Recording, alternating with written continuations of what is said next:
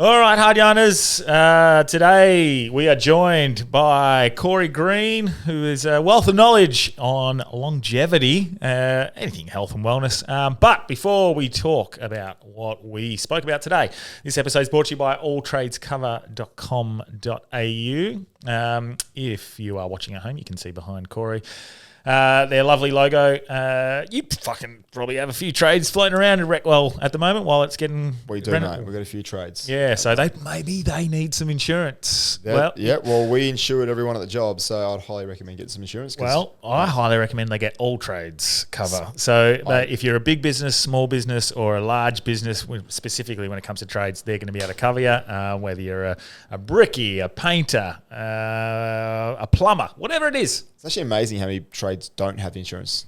Mate, ridiculous. I had to tell one of my guys, I said, mate, you're not coming on site until you've got your insurance. So get your insurance. And it's such a easy thing to do at all trades. The best thing at all trades is they are all, not all of them, but quite a few of them have been trades assistants or in the trade game, so they understand what needs coverage and what the pitfalls are for people who try to get coverage. Sometimes they just get a blanket coverage and it doesn't cover them for this and whatnot. So you need a good broker, you need a good insurance company to get involved, and all trades are the ones. This episode's also brought to you by Crafted Finance. You know Crafted, yes. Old Ted. He's doing good things in the world. Oh, Ted, he's coming on. He's nervous.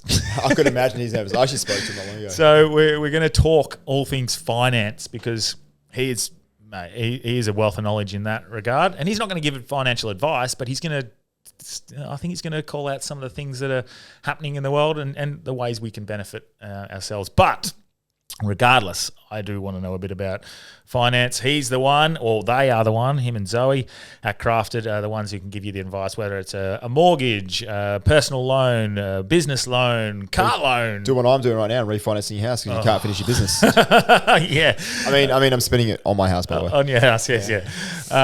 If you need advice when it comes to, well, I don't think you can give financial advice. That's what you go to, I think, your accountant for. But when it comes to your loans, they're going to present you with all of the options, which is what I like about them. They're going to give you the best term, the best loan for the amount of interest you're going to pay over the term of the loan. They'll give you all the easiest ones that you might have to pay a bit more interest, but you're guaranteed to get it, whatever. They're going to give you every option. That's the best thing about them. They don't just try and get you work. And they're good people. Oh, mate, they're great people. They're like-minded. And, I can't wait for you guys to hear Ted in a couple of weeks. I'll be listening to that one. Yeah, he said he's going to get in the treadmill for a few weeks. He's a bit like me. He's a bit shy around a microphone, yeah. Yeah. But, get around Crafted Finance. The links are in our show notes. And, get involved. Drop our name. Helps us. But we were joined by Corey to talk about longevity and all things health and wellness. There is, for our listeners, a little code word towards the end for a bit of a membership discount. But, Corey, what did we talk about? We talked about how you can live longer, but how do you live longer without disability? So things you can do in your life to improve your health span, not just how long you live, but the quality of life you have. So, obviously things like, is it nutrition? Is it the exercise? Sitting in sauna? Like just sitting in a sauna, 3 to 4 days a week can prolong your life. Yeah. Sit down, do nothing, get some health benefits. Yep. Community. Have a sweat. Yep, exactly right. So and we just obviously talked about our facility coming up soon. Obviously opening in probably 5 to 6 weeks, and just that community space, coffee shop, plunge pools, sauna. Reformer Pilates, private sauna room, steam room, like just right next door to the gym. So we're just excited to have that community. One, launch that. But the longevity piece now, especially at my age, thinking about how I can live a healthier life and enjoy it more. Ironically, I'm not well at the moment because of the business and building it. But just giving some people some practical tips to live a healthier life. Mate, we covered it all. Like even you becoming a father and the balances, the life balance that a lot of people face. Sleep was a big part of that. Whoop, using Whoop and heart rate. Yeah, we used a Whoop. We talked about calorie restriction. We talked about fasting. We talked about what temperatures and infrared saunas versus traditional saunas. And when you should use plunge pools. If you're strength training, if you're an athlete for recovery, like when do I use a cold plunge? When do I use a hot plunge? All those things. Listeners, listen to this episode twice. I reckon there's a lot of good information in there. And as always, Corey, it's a pleasure. Let's get hard. Let's get hard. Welcome to Hard Yarns Podcast. I am fucking fat. Anything Chris White says, please disregard it. 5D is actually a state of being. It's a unity consciousness. That was Hard Yarns with me, Frankie Rose. So I'm going to throw it over to your co-host. Daniel Shelby. And Cameron Brand. I would do this and then I'd gong. Free in attendance for the millions listening at home. Let's get hard. Got the Rusty Recwell collab, which is great. So. Oh, sick. Well, start with that, man. Rusty's, what are they doing? They're just collab? We just made a small collab with them for clothing. So pretty cool. Yeah, they've been around for 40 years or. Mate, Rusty's, they're good people. They're good. I think they collab with, actually, if you look up above you, people at home can't see it, but I think on both those events. Yep. You've been to both, didn't you? I didn't go to both. I didn't go to the second one. You went to Regal Theatre. I went to the Regal Theatre. So you seen me nudie. But it was a great show. Yeah, it was good fun. You should be proud of it as well. But yeah, man, congratulations. I know you were just saying congratulations to me on this, but like, congratulations to you. Like, what you're doing, it's big. It's fucking big. Thanks, mate. No, I think, well, like I said to you, congrats on 7 years. It's taken you to get to a point where it's everything you need it to be. And I don't think people understand how hard the stuff is until you kind of do it right. So, I think we'd all do things differently. Hindsight's a beautiful thing. But, yeah, look, Recwell, obviously you've got Athletic Institute, which has been going for 10 years, but this is definitely a bigger project. Oh, yeah. Much more financially. Athletic Institute, I feel like you started a few years before I left, but then as you were early in your I guess game or early in that process, I remember offering you free videos to just build my portfolio.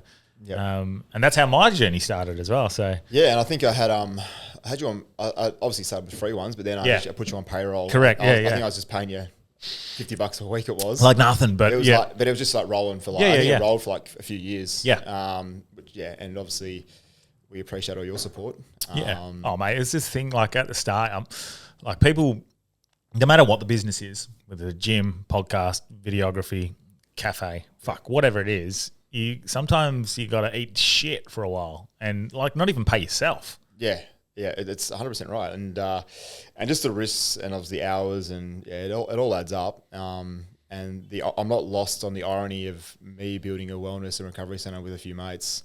How well I'm not currently. So maybe, do you know what? Congratulations, little baby boy, Darcy. Darcy, yeah. Yeah, well done, mate. Yes, so he's 9 months old, and so it's all kind of like every year I say it can't get busier. I think I say it every year, and like I obviously finished up at West Perth a few years ago, obviously as head of S&C, and finished Ironman training. And I thought I'm just going to focus on being a father and it's good. And building Recwell. So yeah, but it's been some big days and some big commitments, and I've got a very understanding partner. And Darcy is, mate, she's fucking awesome, isn't she? Yeah, but she is. She's amazing. But Darcy is just next level. Like I love him to bits. He's the best. I never thought it sounds ridiculous, but I never thought I'd love something as much. Isn't it crazy? So, and I see it with Sev recently, like with his, like the change in attitude is like, nah. Yep. My daughter is everything. And I watched a video of my son the other day, like just Darcy just. Like he was just laughing. Me and him were playing and laughing. It was like the best video I've ever seen. Like, it was just me and him playing. He was just authentically laughing. Yeah. It was classic. They'll be like, "Oh fuck that." And I can see both sides of the story. But it's But now look. So take it that's happened. Plus, you're building this new wellness wellness center. Yep. Attached to your already gym that's functioning and trying to run at its best. Yeah, so obviously Athletic Institute, we got like 20 plus staff at Athletic Institute. That's been going for 10 years. And the reason why we jumped on this Recovery and Wellness Institute is that it's directly next door. So long story short, talking to the owner of the previous building, the next door, I said, look, I want this facility. And it took us 12 months to get to that point where I said, I actually got the keys. Yeah. And I probably wouldn't have done it as soon as we did if that wasn't there. Yeah. If it was like, even if it was 4 buildings down in the same lot, it wouldn't have been as good. Yeah. The fact they're side by side just makes it work. And then we just had to jump at it. Yeah. Well, doesn't that that's me and my thoughts is that's just the universe, man. It's presented you with a chance to leap. but you've got to take it, and Yeah. we took it, and like we haven't looked back, and we're so far deep into it now. Like we're probably sort of 4 to 6 weeks away from finishing and opening. So Well, there's only a few in WA or in Perth. yeah, there is. There's a few. There's a couple of good ones as well, and but yeah, I think for us the biggest thing is that you don't have to go anywhere else, which is the biggest thing for me. Like I want our athletes and I want our our people, our community to come in and not have to worry about, like, they get their coffees, they can do the Pilates, they can do the saunas, hot baths, plunge pools, steam room, private sauna rooms. They've got the gym, they have an altitude chamber next door. Like, they got everything they need under one roof, and it was just too good to be true in terms of getting that facility, and we've jumped at it, and now we're so close to finishing and excited for it. So Man, I'm so pumped because it's only around the corner from my house, and the only reason I wasn't going to Athletic Institute because you didn't have the sauna. Well, you had the infrared. but yeah, it's not the same. It's 2 people, and Two you had to person book in. sauna, It was very difficult. Yeah, so I was like, nah. And then obviously you've got cold plunge, which is hot. We've got hot Steam. Yep. You got recovery boots. We've got recovery boots, Like you mentioned, altitude room for training and stuff. And Yeah, so we've got everything, and it's obviously just fucking mate. People I've been telling at my gym, like I've been in the sauna, and they're talking like, this sauna's always broken. I'm like, mate, I'm actually not because I'm unhappy with this place, but because there's a lot of people are down there. And it's a quality facility because they've got the pool as well. pool's a big one. But it is a lot of people. It's a lot. But it's I tell people where I'm going. I say, I'm just going up the road, Wangara, and they've got a full the wellness recovery centre where you can do your list what we just talked about. And they're like, what? Where is this? I need it. Yeah, and look, in terms of like the northern suburbs, like there's not going to be a place like it. Where you can sort of get everything you need under one roof. So there's obviously your big Globo gyms. Yep. But it's just a different demographic, and you don't have the experts who are around you all the time. And to be able to have the professional athletes, we got a lot of cool professional athletes on board. Yeah. A lot of these cricketers, and obviously a lot of the Eagles boys and stuff who will be coming through, and female cricketers and female footy players, and so that community alone is awesome. But then the contracts it brings us with, we got some big things in the works at the moment with some pretty high profile teams, which we can't discuss just yet until it's announced. But it just now becomes a destination point.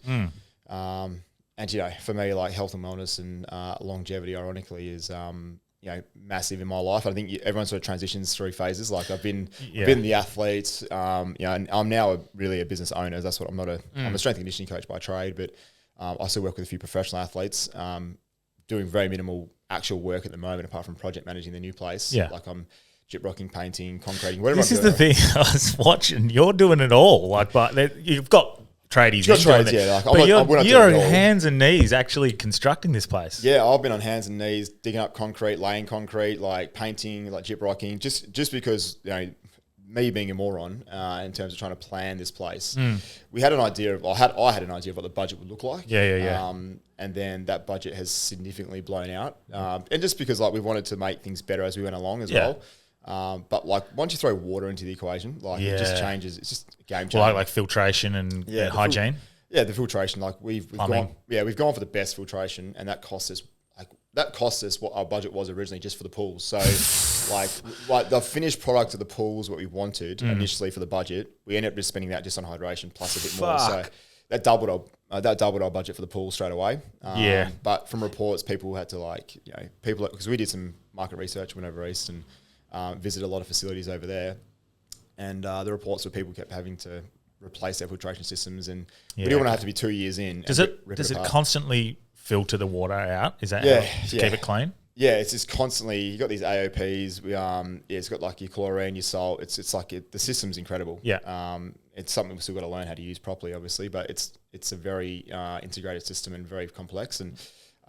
It's great, but we paved that system to make life easy. So we're looking forward to getting it open, operational, and getting people through the door and stop bleeding money and actually start to recoup some finances. But not even that. We also want people to come in and enjoy it. Like I can't wait to use it myself. I'm just hanging out for it to be finished so I can get my life back a little bit and have a bit more balance back. And the fact that it's got a coffee shop at the front, it's got everything. Yeah, the gym, coffee shop, and cold plunge, hot sauna. Our reformer Pilates studio is going to be it's going to be really. Oh yeah, fuck, I forgot that. Pilates upstairs as well. And our reformer Pilates are custom made. They're so nice. We're looking forward to them. They're actually coming next week, and Yeah, like you got the private sauna room. So if you're not comfortable sitting in a big, sauna, you have that option for a bit more of a charge, but you've got the option to sit in your own room, and you can pick between an infrared and you can pick between a traditional. So you've got that option as well if you like. If you're not comfortable, you obviously got the steam room as well. Yeah, you got a private big one that fits 18 people. Oh, look, if you add a squeeze, you could probably get 25 people in it. Fuck. Like, it doesn't look big. For some reason, it doesn't look big on the photos, but when you step inside it, it's actually quite large. And we did when we went to go visit it overseas, we got the whole factory workshop to stop working and got as many workers. We got 17 workers on the top shelf, on the top seat. We didn't even fill the bottom seat up, so I reckon you could comfortably get 25 people in there. But look, in terms of being comfortable, 15 to 18 people comfortably in there. So you are on to talk longevity, and we'll keep making references to the facility because it's I'm so pumped about this, going there and specifically adding cold plunge to my routines. But some of these things that you're adding, they're obviously great for longevity. So we want you to talk about longevity and maybe give us a rundown of, I guess, where you've been at on that journey and why it's led to the Recwell facility. Yeah, look, it's a lot. Like, long story short, I've obviously been an athlete majority of my life, as socially, just like to participate in things. I've done powerlifting, bodybuilding, done, competed 5 Ironmans, played footy as a junior. But I think I'm at an age now where I'm sort of sad to say, I'm sort of halfway through my life almost. And isn't that fucked when you start saying I know, that? it's like I'm 40 in 2 years. Like it's crazy. So I think your mindset shifts, and it's now about, and especially becoming a dad, like the longevity piece. And I think first and foremost, like, let's define longevity, right? So you've got lifespan plus health span equals longevity. So and obviously lifespan is how long you live. What's the age you die at? Yep. Health span being, what is the age that you live sort of disability free, from significant disability where you can sort of function normally in society. So I don't want to be someone who lives a lifespan to 80 and the last 15 years of my life is, I'm in disability and things like that. So that's definitely not what I want. So what can we do to, I guess, move the needle, and what are the lowest hanging fruits we can implement to try and improve our chances of living a healthier life long term? So we're trying to improve our health span. Health span is will that also improve your lifespan? Yes, naturally. That's naturally the aim. Obviously, outside of the things you can't control, like accident, death, and all those other things. But so it's shortening that gap. Yeah, you want to close the gap of how long you live with disability. I think at the end of the day, no matter how much we try and get stronger, get fitter, do our saunas and things like that, there's going to be a period of time in your life. Maybe the last 2 years of your life is in disability. Yeah, but that's much better than living 10 years of your life in disability. Yeah, correct. And I think the hardest thing for people is that when you don't have an end goal, like I'm someone who thrives on having like an Ironman booked in or a marathon. Yeah. Booked in. I think everyone's the same. Yeah, right? Everyone can Yeah. grind it out for 3 to 6 months, 12 months maybe. Agree. Okay, but when you start talking about, well, what do I want to look like in 30 years? That is a long time to start planning your health for, right? So one of the most effective ways, which is by far not my thing, but Dr. Peter Attia talks about the centenarian decathlon. And this is basically someone who is in the general public who can't get motivated to train for their own health. It's like, okay, well then the centenarian decathlon is like list the 10 things that you want to do in the last decade of your life. Okay. And that can be like playing golf. That could be playing with the grandkids. I want but do your own shopping. Do you want to be able to drive? Do you want to be able to travel? Like, what are the things you want to do in the last decade of your life? Because what's the point of working for 60 years? You get to 70 years old, 65 years old, and all of a sudden you've got all these disabilities and you can't do these things that you were supposed to be able to do at the back end of your life. So what we can do is we get the person in the general public to start to really think about what their why is. Like, what is a long-term thing for you? What do you actually want to do? Like, do you love playing golf? Like, do you want to play golf twice a week? Do you want to be able to do your own shopping? And the first question you ask is, do you want to be independent? And I don't think there's a person on this planet would say no to that question. Like, do you want to be able to live independently without someone having to do things for you? Yeah. I don't think anyone wants that, right? So get them to obviously answer that question, and then, okay, well then what do you want to do? And then you get them to list it off, and then from there you go, well, if you want to play golf or travel or whatever, that requires a certain amount of fitness and a certain amount of strength. Now, and then you can assess where they're at right now. Now, if you're 30 years old and you've got minimal muscle mass and your fitness is poor, your chances of living a healthy life at the back end are next to none almost. You need to have a high VO2 max. You want to have a high muscle mass. And look, in terms of longevity, the research is out there showing that muscle mass is really important and muscle strength. And your cardiovascular fitness, so your VO2 max. So they're the two primary things. They're going to affect how you live, and obviously you can move the needle for those. Then you've got sleep, which is obviously massive. Yep. Things like saunas are obviously found. Like, there's not a lot of research on infrared saunas, but in terms of your traditional saunas, there's a lot coming from the Finnish studies where people are saunaing 4 to 7 times a week. It's obviously quite big over there. Yeah. And these people are reducing their blood pressure. Their cardiac incidence of death are significantly lower than everyone else in the world, because you sit in a sauna, a traditional sauna, it's 90 to 100 degrees. It's a low aerobic stimulus for a lot of people. So your heart rate's up around 130. Yep. Right? You can only be in there for 20 minutes at a time most of the time. Yep. But if you're doing 3 to 4 of those a week, all of a sudden you're going to live, a few years longer. That's great news, because I did this accidentally, and then after, I think who was it? Who's the fucking guy that everyone listens to? Huberman, yeah. Yep. And he said this, and I was like, what a coincidence, because I go probably three or 4 times a week, the sauna, and I go for a total of about 20 minutes each time. Yep. So it's 2 blocks of 10. Yeah, exactly. I do 2 blocks of 10. I don't try and push it too hard. Yep. And then I found out that's perfect, and I was like, well, yeah, I knew that. And that's but I think it depends on like for athletes, you got to be careful where you put the traditional sauna, because it is stressful. So if recovery is part of the protocol, like this is where the infrareds might be a bit more effective, because they don't create as much stress in heat shock proteins, and the heart rate's a little bit lower. It doesn't get as hot. So from a recovery standpoint, they could be a little bit better. Or you could microdose, kind of like you said with the traditional saunas as well. Yeah. So, but there's a lot. Just move that mic a little bit closer to you and point it towards you. Sorry, mate. Sorry, mate. Yeah, is that better? Yeah, much better. Sorry. It's much better Much for better. those listeners. They're going to love it. Beautiful. But traditional saunas, I'm a fan of. Yep. I'm not a fan of the conversations that happen in there sometimes. Which is why I'm looking forward to our sauna being open, and we can just obviously our communities, they're an awesome communities. Oh, mate, it is very good people around there. But yeah, so on sauna, so what's actually happening? Can we break that down a little bit? Yeah. So look, obviously from a cardiovascular standpoint, you've got an elevated heart rate, so you get the aerobic sort of metabolism going on. From an inflammation standpoint, like you've got C-reactive protein is significantly lower after saunas, and even in, I think more so infrared saunas are great for the inflammation side of things. But yeah, obviously the response to the heat just creates adaptation over time with these heat shock proteins. So the benefits, like I said, the biggest one's the blood pressure. So that's probably the biggest thing that you get is like a just reduced blood pressure. So they found that people in these Finnish studies, and we're talking these Finnish studies where it's 20 to 30 years, so it's multiple decades of evidence. I think it was over like 30,000 people. It might have been it's either 30,000 or 300,000. That's a big difference, I know, but it's a lot of people. Yeah. And just general mood. So you get the dopamine stuff. I think the plunge pools are good for the dopamine response. But yeah, in terms of that heat stress, it's more than metabolic stuff. It's the vasodilation. It's the aerobic flow. It's the clearing out of the metabolites that have built up. So this is where the macrophages sort of come in and do their job of cleaning out any of the broken up proteins and broken up tissue and things like that. So, and like at the end of the day, it's an easy sell because you can sort of tell people to sit there and they get some benefits, right? So that's great. Obviously, you got the community aspect, so the social aspect is obviously very important as well. And I think that's obviously a big part of health and wellness as well. So, like the actual noticing the change, I don't notice it when I'm doing it, but when I stop doing sauna, like when I went on holiday, for example, 3 weeks, obviously you're adding in a poor diet, drinking, you travel, that's obviously that's adding to how you're feeling.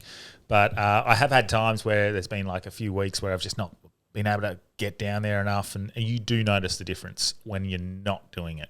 But I just don't notice it when I am doing it. Yeah, and I've got one in my house, and it's not operational just yet, but the sleep benefits. I find I sleep a lot better after having a traditional sauna. Like later in the evening instead, or sometime in the afternoon having one. Like before Recwell was built, like I would probably sauna not as much as I'd like to because I'm still very busy, but if I'm doing 1 or 2 a week, I'm pretty happy with that at that point. Yeah. When Recwell's open, I'll be doing obviously a lot more, but just the sleep I get is obviously much deeper, and I just feel like those nights are much better. And obviously that's a massive part of sleep's huge, isn't it? That's a big one, and we talk about and what's his name? I always forget this. Not Paul Walker. Paul. While we sleep? Matthew Walker. Matthew Walker. Dr. Matthew Thank Walker. you. Yeah, there we yeah, go. yeah. There we go. Well, the listeners who I've referenced him a few times. in the Dr. last Matthew Walker. 6 months. Yeah. So while we sleep, obviously, Great book. that's a big part of our recovery. Sleep is the most important part of any person's recovery. The number one, yeah. Does it play a factor in your longevity? 100%. So going back to sort of Peter Attia, he wrote a book on longevity and he talks about this probably better than most. I think he sort of breaks it down for us in simple terms. The book's quite complex in some areas, like when you get to the hormones and things like that, it gets a bit convoluted, especially the genetic side of things. But it's like sleep is by far the most important thing for recovery, and it's something I'm getting very little of at the moment, which is why I'm feeling it. When you're a parent and you're trying to build a business and you're trying to do all these things, Yep. Obviously, there's the 5 things that Matthew Walker talks about, in terms of 20 degrees, complete blackouts, the consistency of bedtime is the number one thing you need, is to be consistent with your bedtime.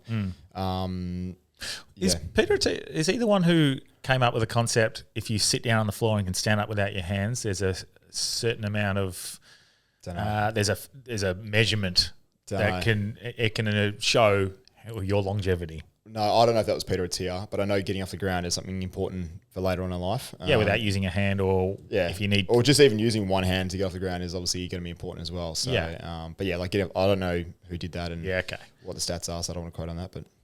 But he has some interesting thoughts on that lifespan versus Healthspan. Correct. And so is he the one who popularized that sort of idea? I'm not sure if it's him. He's obviously one of the ones that I've obviously followed for a long time.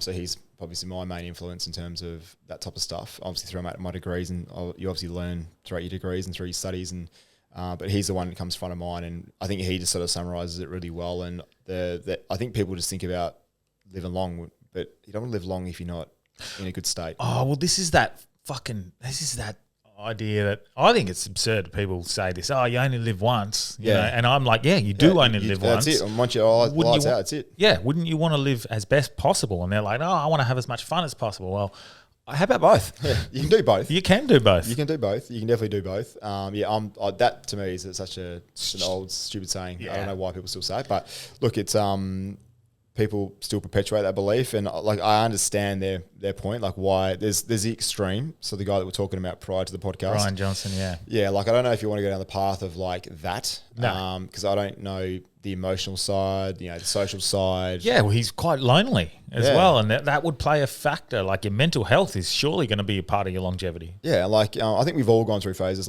For example, I remember you saying a while ago you weren't going to drink for a while and things like that, and I think as you get older, you kind of realize, having a beer with a mate, if you're having 20 beers, it's different, right? Yeah. But if you're having one beer with a mate, that social connection and that time is valuable. Now, if you have 6 to 8 beers, and that's obviously a bit different, right? But I think you sort of evolve. But this guy, I don't know how happy he's going to be, and he obviously enjoys it. But there's definitely, we get the extremes get the attention. All the extreme diets get the attention, but at the end of the day, for us, the longevity piece, the Healthspan piece is by far the most important. And I want to get to an age where I can hopefully play with my grandkids and golf, travel, carrying it. If anyone who travel, rushing around with suitcases and shit, if you're 65, 70 and you can't do those things. So I guess for us, we would get people in. We can strength test them, so we can tell them where you're currently at relative to the population. Mm-hmm. You can do your fitness tests. Where are you at relative to the population? Mm-hmm. To walk up I think it's a 8 to 10 degree slope hill for more than a minute. You need a VO2 max of 14 to 15, right? Yeah, right. Which is very low, but a lot of people, that's just to walk up a hill. Yeah. So if you wanted to go hiking in your older age and those types of things, so I think getting people to understand the long term benefits of, okay, I need to do these things for, not just for me, but for my family. Yeah. But it's very hard to be motivated for something that's 30 years away if you're 50 years old. Isn't it? Yeah. And if you're 50 years away from if you're 30 years old, right? So, well, it's nice having that. That's a great way to frame it, though, having that end goal. Yep. Because, if I'm training for ultra or training to play football or whatever, I'm training for a purpose, so it drives me to continue to do it. And look, this is giving you a long-term end goal. It is, and it doesn't have to be people make it harder than it has to be. People are like, especially like the social media world perpetuates this like Perfection. lifestyle where everything's perfect and you need to do this and rah, rah. But let's reality, we're all parents. So most of us are parents. Most of us have full-time jobs. Like the reality is like it's not that simple. So if people can get out and do 2 cardiovascular sessions a week, 1 easy, 1 hard, do 2 strength sessions a week, and it's going to be half an hour, 45 minutes.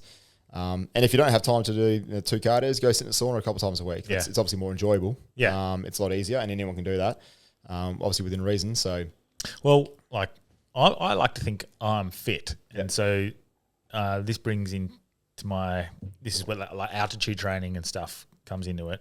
I like to think I'm fit, and I just did the Italian Alps. Yep. And we're up, we get to the top, and then you still go for there's kilometers you can go walking for, and walking around up there. And Grace was the same, and she's pretty fit as well.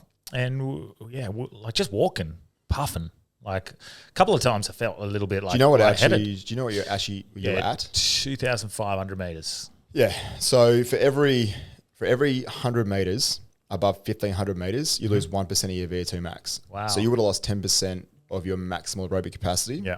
When you're walking around, and you find that when you're having the conversations, normally the breaths between, it's fine, but you find that you start to get like a little bit, the breaths in between start to get a little bit harder to take.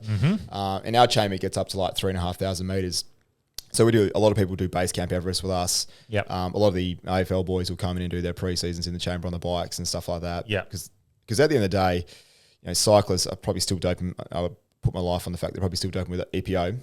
This is the natural way to get EPO, erythropoietin. So our chamber, for example, works by pumping nitrogen into the room to lower the percentage of oxygen. So, at 3,500 meters, I think it's like 14% oxygen available in the room. So out right now, out for here, it's like close to 20.9%. Yeah. So all your activities just become harder.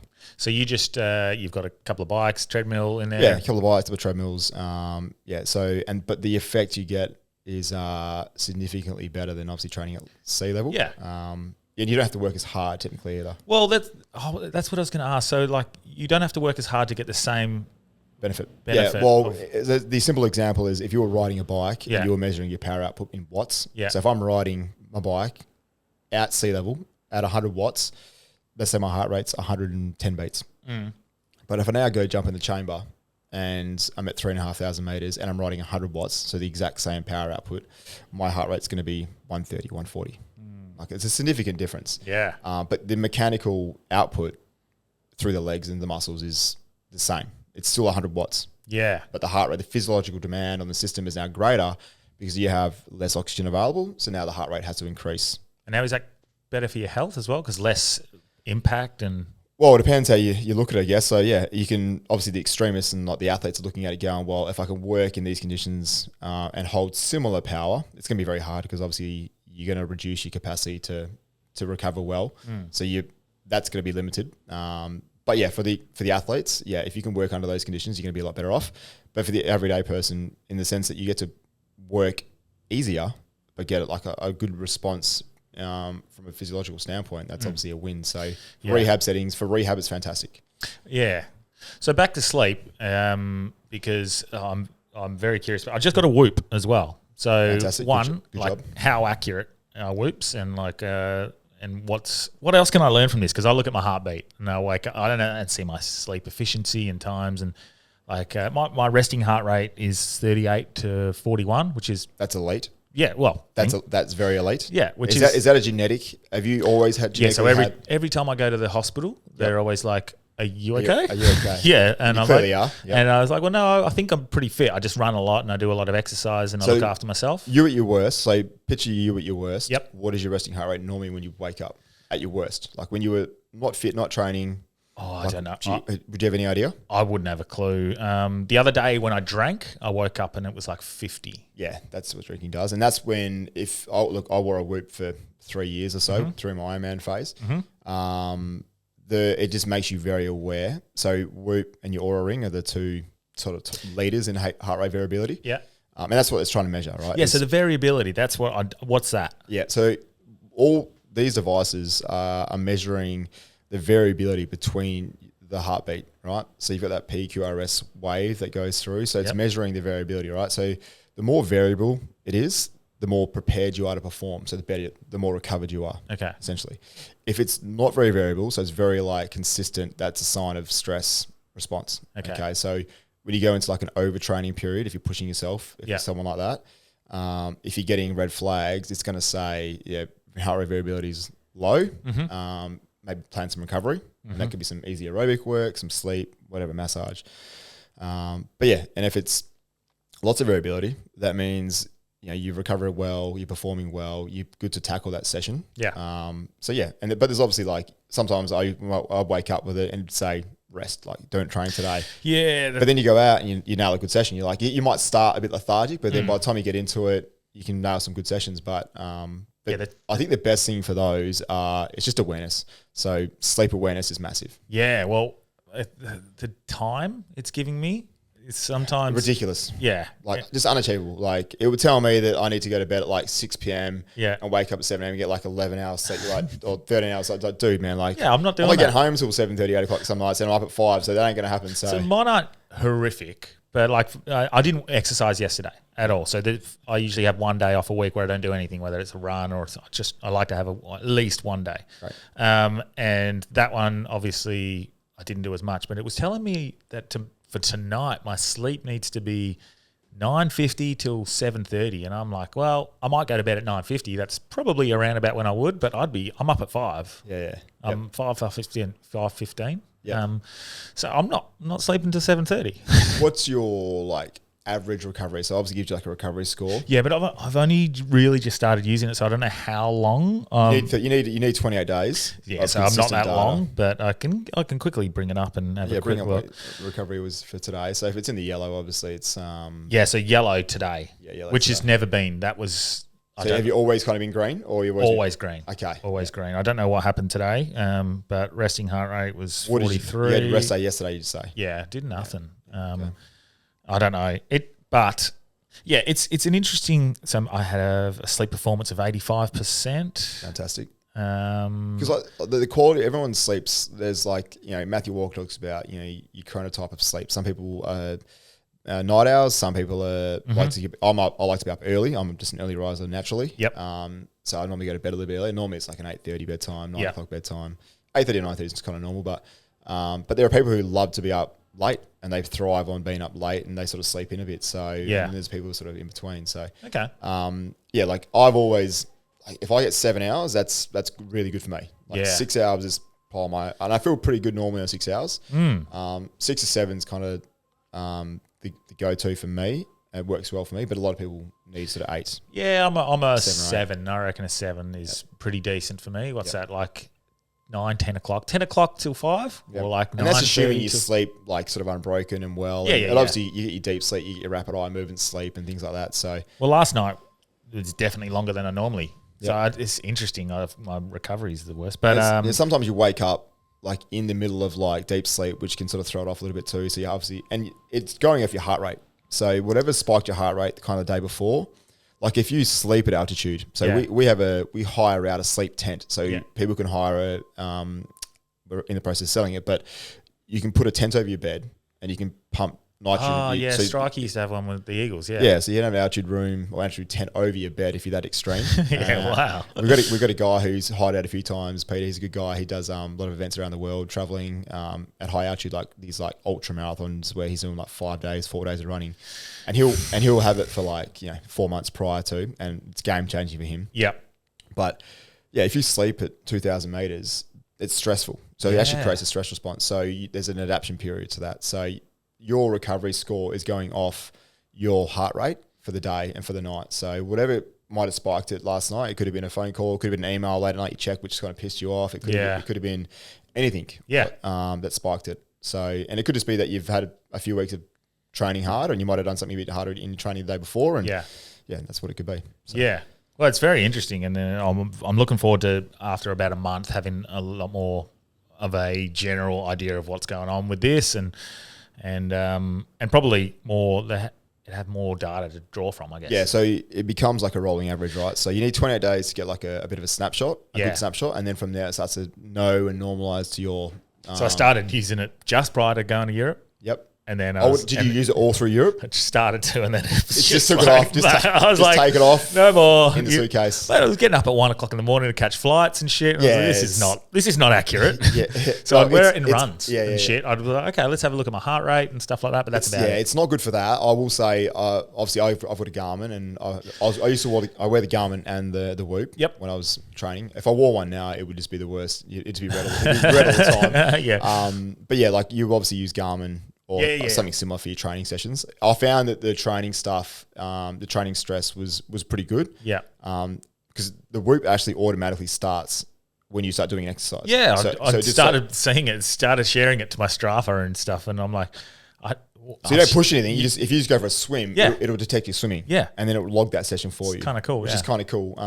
But yeah, I just find that obviously the data that it gets from that is not super accurate. No, yeah, because it's getting heart rate from the wrist. It's telling me my zones. Yeah, and I'm like, the zones that's not correct. I do not have to run 6.5 minutes to run a zone 2. Like that's not for me anyway. Yeah, not when I'm fit, but that's probably about where I'm at. I reckon at the moment. So, yeah. But I mean, we talk about like the general health, and maybe my standards and what I like to be at are a bit higher than what you have to be. But I genuinely, and I said this to Connor the other day when I was at the AI. I said, I literally want to be able to wake up tomorrow, and if I have to, I can run an ultra. Yeah. And that sounds silly, but I like being that fit. Well, I think that's the type of personality you are. You're just someone who likes to go get it, and that's why you're doing this. And but obviously not everyone's wired that way. I'm a similar mindset. I want to be able to wake up, and if I want to go for a 10, 15, 20K run tomorrow, I want to be able to physically do that. Yeah. I could do it tomorrow. I can tell you right now, it would definitely hurt. Yeah. I don't necessarily want to succeed and do really well. I just want to be able to go, hey, there's an 80-kilometer ultra tomorrow. I can go do it. Yeah. I'm not going to like it, but I can do it. Yeah. And that comes back to like just trying to get a good weekly routine of like, am I saunaing, strength, conditioning? Like it is a lifestyle. And I'm just pumped because it just provides like when the facility opens, like this off season for our athletes, particularly the professional athletes and especially the community as well. Like it's just going to be a really cool place to be. Like you've got Out of Rhythm Coffee who's an ex-Eagle boy in Connor West who's doing the cafe with his mate Connell. Lynchy. Yeah. Yes. Nice. Connell and Connor. Yes. Yeah, and cool. There's Connor, who's my business partner, and there's Chris, and there's Corey. So there's all the C's. Yep. Jesus. Yeah, the C's. Give you a C plus. Yeah. And obviously we've got Katie, who's got Muscle X Movement for a medial massage, and she's had a massage. I actually had an hour of just me time yesterday, which was great. Good work, man. To try and fix the painting is just killing me. Like this. When you're not used to it, it just kills you. So obviously our physio Revolution, Matt, he's a star, and everyone else we got on board is going to be great. So we're just looking forward to that just being open and get back to that, living that lifestyle of health again. It's going to be good. Yeah. So obviously now, fitting that into real life, like I've just given examples of what I'm wanting to do, and what I do weekly is a lot more than what other people do because I don't have. You're in the top. I don't have the 9 to 5. Like you're in the top 2% in the world. You're in the top 2 to 5% of the world. There's not many people who have like, and I'm very lucky. I'm very blessed to have this sort of lifestyle where I can just go to the gym every day. Yeah, definitely. So I am proud that that's the situation. But realistically, and even if one day I go back to a 9 to 5, or I want to go right, I'm setting these hours and whatnot. People have work to work around. They have kids to work around. Is there little things that they can just add in, whether it's, working on your sleep, or what's probably the number one thing they could add into their sort of lifestyle? Well, sleep is, if you're not someone who sleeps well, that would be the start. Because without that, you can do all the training and recovery and stuff, but sleep is going to be by far. So if you can sort your sleep out in some way, get like an extra half hour, an hour, whatever, fantastic. But if you're talking about sort of the everyday person, like it depends on finances, of course. Like if you are very time poor, having a sauna in your house, you can buy a reasonable sauna for like $3,000 to $4,000, chuck it in your house. It's there for you whenever you need it. Yep. But the things you sort of can't that's an easy low hanging fruit because you just jump in a sauna, sit there for 20 minutes, and you're done. Yep. When things get a bit more challenging, it's like going to a gym and doing the cardiovascular work. That's obviously a bit more of a time consuming thing. But doing strength twice a week at a minimum 2 a week in the gym. Yeah. And at a minimum 1 or 2 cardiovascular sessions a week. but just general health. What I've found, and because I am that person who needs something to work towards, so I'll be, I'd be motivated for 6 months and I'll be going 3-4 times. And then eventually I'll get to a point where like, nah, fuck this for a bit, unless I'm training for something. Correct. But what I found was like a bit of a cheat or a hack was having someone I want to train with. And let's go to the gym together. Let's go for a run together.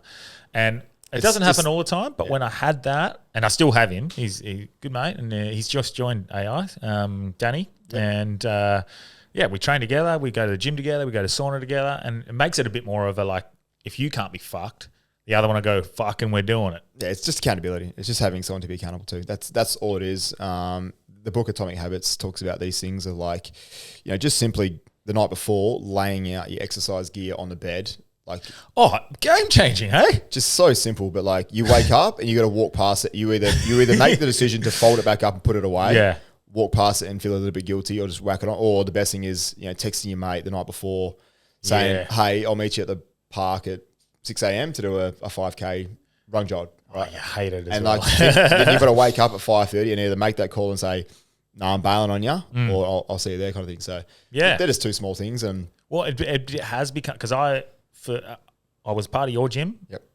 for quite a while, and then I just stopped. I can't remember why. I just stopped. Like all things get too much and too busy. Probably COVID, probably that whole time period. And then I didn't go to the gym for, I reckon, 6 years almost, 5 years. And I just used to use kettlebells at home and just keep in shape a little bit. Yep. And then going to that gym the first time, it was last year, going back to the gym, I was like, I don't know about this. And I forced myself, and then I went again and again and again. And then it just became normal. Yep. It became the habit. Yeah, it's so the it was habit. just getting it into a habit that was the starting again was tough. People are just very harsh on themselves, I think. Like, I think people, like the amount of times I've been doing my job for 17 years, so I've had a lot of consults over the years, and I think people come in with like this expectation that they're coming from nothing and they want to exercise 5 days a week. It's like, just like relax. That's like you've done, so let's just reiterate, you've done nothing for how many years now, and you want to go to 5 days a week. Yeah. You're setting yourself up for failure big time. You're going to get to the second week and you haven't done your 5 a week and you're like, oh man, I can't do this. I've already failed. So just start slow, pick your 2 days. We might start 1 day a week, half an hour in the gym. So let's move to cold therapy, because this is what I'm excited about the most. And a lot of people, this is where you feel it straight away. And I notice as soon as I've jumped in an ice bath. You can't not feel great. Oh my God. Can't not feel great. So incredible, like for hours. Yep. Yes, it is. I hate ice baths. Same. I hate them, but love them. Like, and there's cold and there's like just too cold as well. Like we had a crappy little one at AI at the moment, and we've done 3 degrees ice baths, and that's like just the psyching yourself up to get into a 3-degree ice bath is hard. Yeah. I mean, you feel amazing when you get out. The one at Recwell will sort of operate around 7 or 8, so it's still cold. Yeah, and it just seems to be a colder 7 and 8 than it does in the smaller ones, just because it's a bigger pool. You sort of submerse up to your neck kind of thing. Yeah. But yeah, it kind of depends on like what you're looking for, and I think you've got to be really conscious of the outcome of your session. So if you're an athlete, right, who is going in for a cold plunge, but you've just done a gym session prior, so obviously it works great for us having the gym next door. But if you're an athlete who goes, well, I want to do some cold water immersion, I go next door, I do a strength session, I go jump next door at Recwell and jump in the ice. You've now blunted the response, especially if hypertrophy is, you're trying to build some muscle mass. You've got 2 things. You've got mTOR, so mammalian target of rapamycin is one of your cell signaling pathways to increase muscle mass. Yep. And then you've got PS76K is another one. Mm-hmm. So you blunt those responses. So you're going to limit the amount of hypertrophy you get from that strength session. So if your goal of that session is to, this is post. This is post. So if you do gym and then post, that's obviously going to hinder the strength. Now, from a recovery standpoint, if you're not training that day and you're going in for an ice bath, there's good benefits on reducing your muscle soreness for 24 to sort of 72 hours. So there's relatively strong evidence that by jumping into a cold plunge, it works more effectively for endurance athletes and people who are doing like activities longer than an hour or an hour and a half kind of day before. So you're playing footy, athletes like that, runners, triathletes, cyclists, they're going to get a lot of benefits from the recovery stuff and like reducing the delay of the soreness. Okay. For the everyday people, and how I explain to people, you have a sauna. After having a sauna, you feel good, but you definitely feel a bit fatigued and a bit lethargic because it's stressful. Yeah. And you don't get as much dopamine response as you get from jumping into a cold plunge. You get 2.5 times the amount of dopamine from jumping into a cold plunge, and that's when you just get out and you just feel incredible. So there's research on the recovery stuff, and it's pretty strong. There's not much research on the longevity piece in terms of like if you plunge like say 3 times a week, is there going to be a lot of health benefits long term from that? There's not a huge amount of that out there at the moment. That'll probably come in time.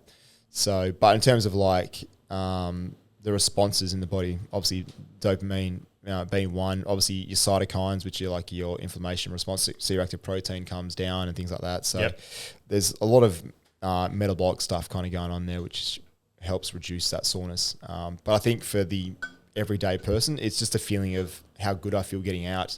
You can't not feel good after getting out of a cold plunge. And we've got the hot bath there too. So one run at 38, one run at 7 or 8.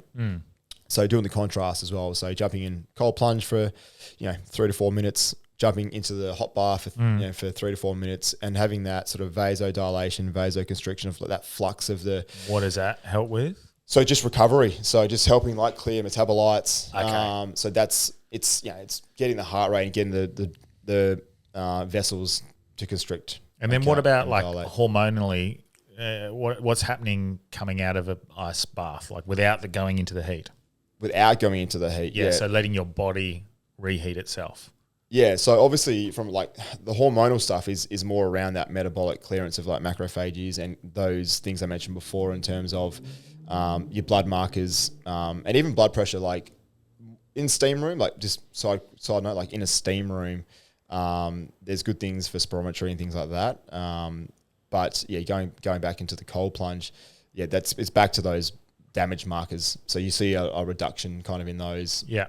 And the research, they're taking like muscle biopsies. So cold plunge, exercising, a hard exercise, cold plunge, hard exercise, no cold plunge. You're just seeing a reduction in those inflammation markers, those damage markers, and things like that. So that's and look, metabolically, there's obviously, or hormonally, your noradrenaline and your dopamine. Now, if you did a cold plunge prior to a workout, is there a difference there? I'm a big believer in just trying things and doing things, and I've done it. It just doesn't feel good. Like you want to be kind of warm, for a session. No benefit, like no. Well, there's benefits, like obviously in like an endurance space. So if like let's use triathlon or road cycling for example. Core temperature, like you want to keep your core temperature as low as possible to perform for a longer period of time. Okay.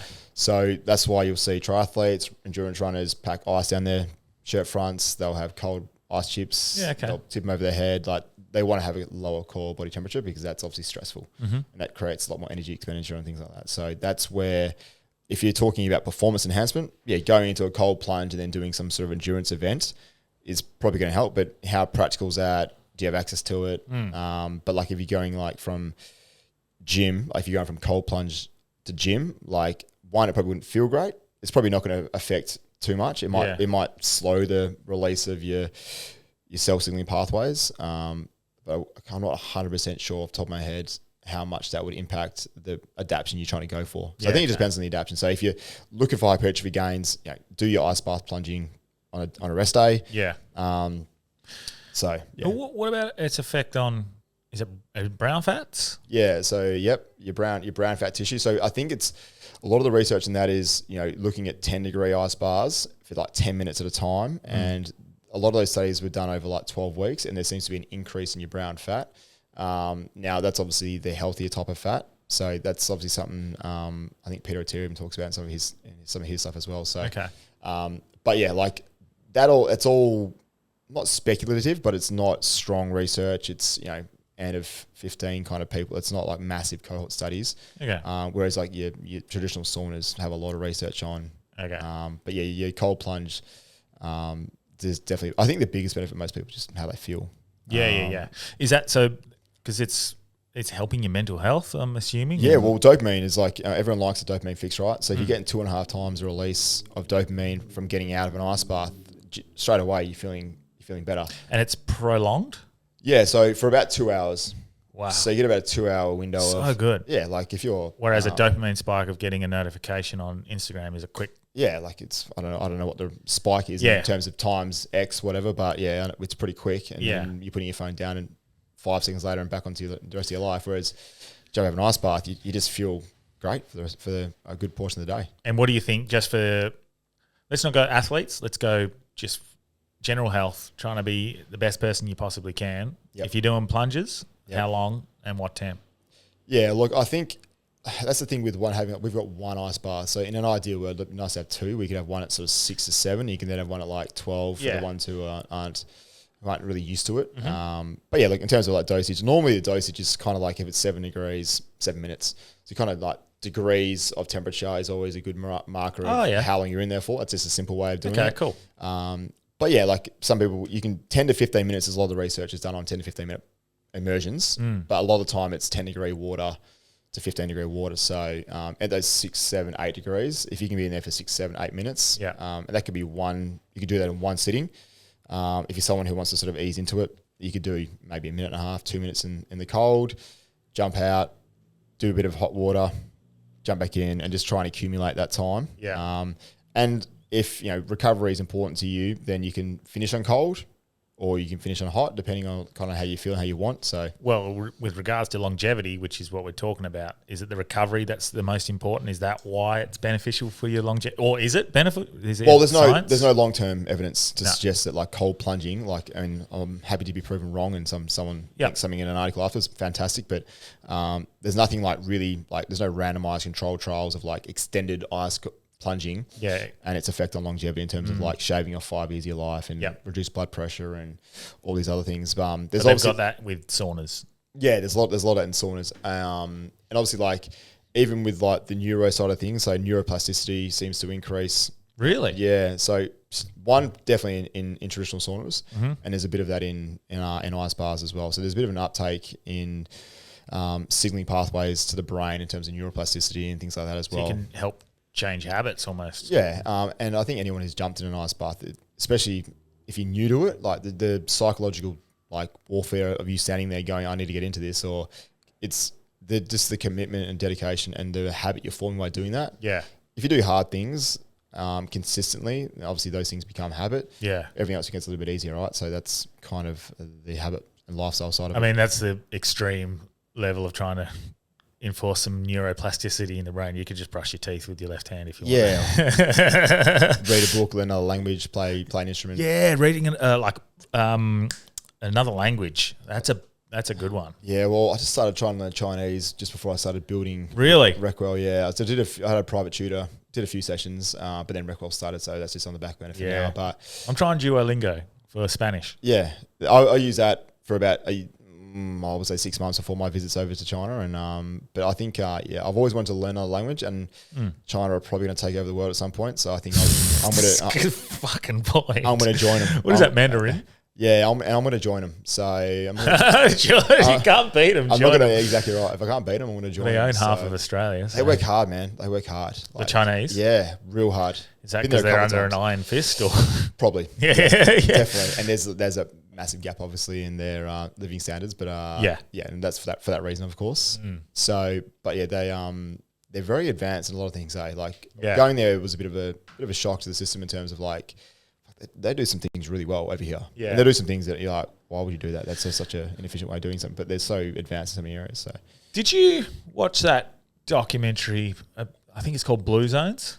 Yeah, around the world in terms of I don't know how I feel about that one. What was your thoughts? It was interesting because a lot of the stuff was like obviously the lifestyle. I mean, there was some really good parts to it. Yeah, I think a lot of it came from like the incidental exercise, like where they lived, their altitudes, they're walking a lot throughout the day.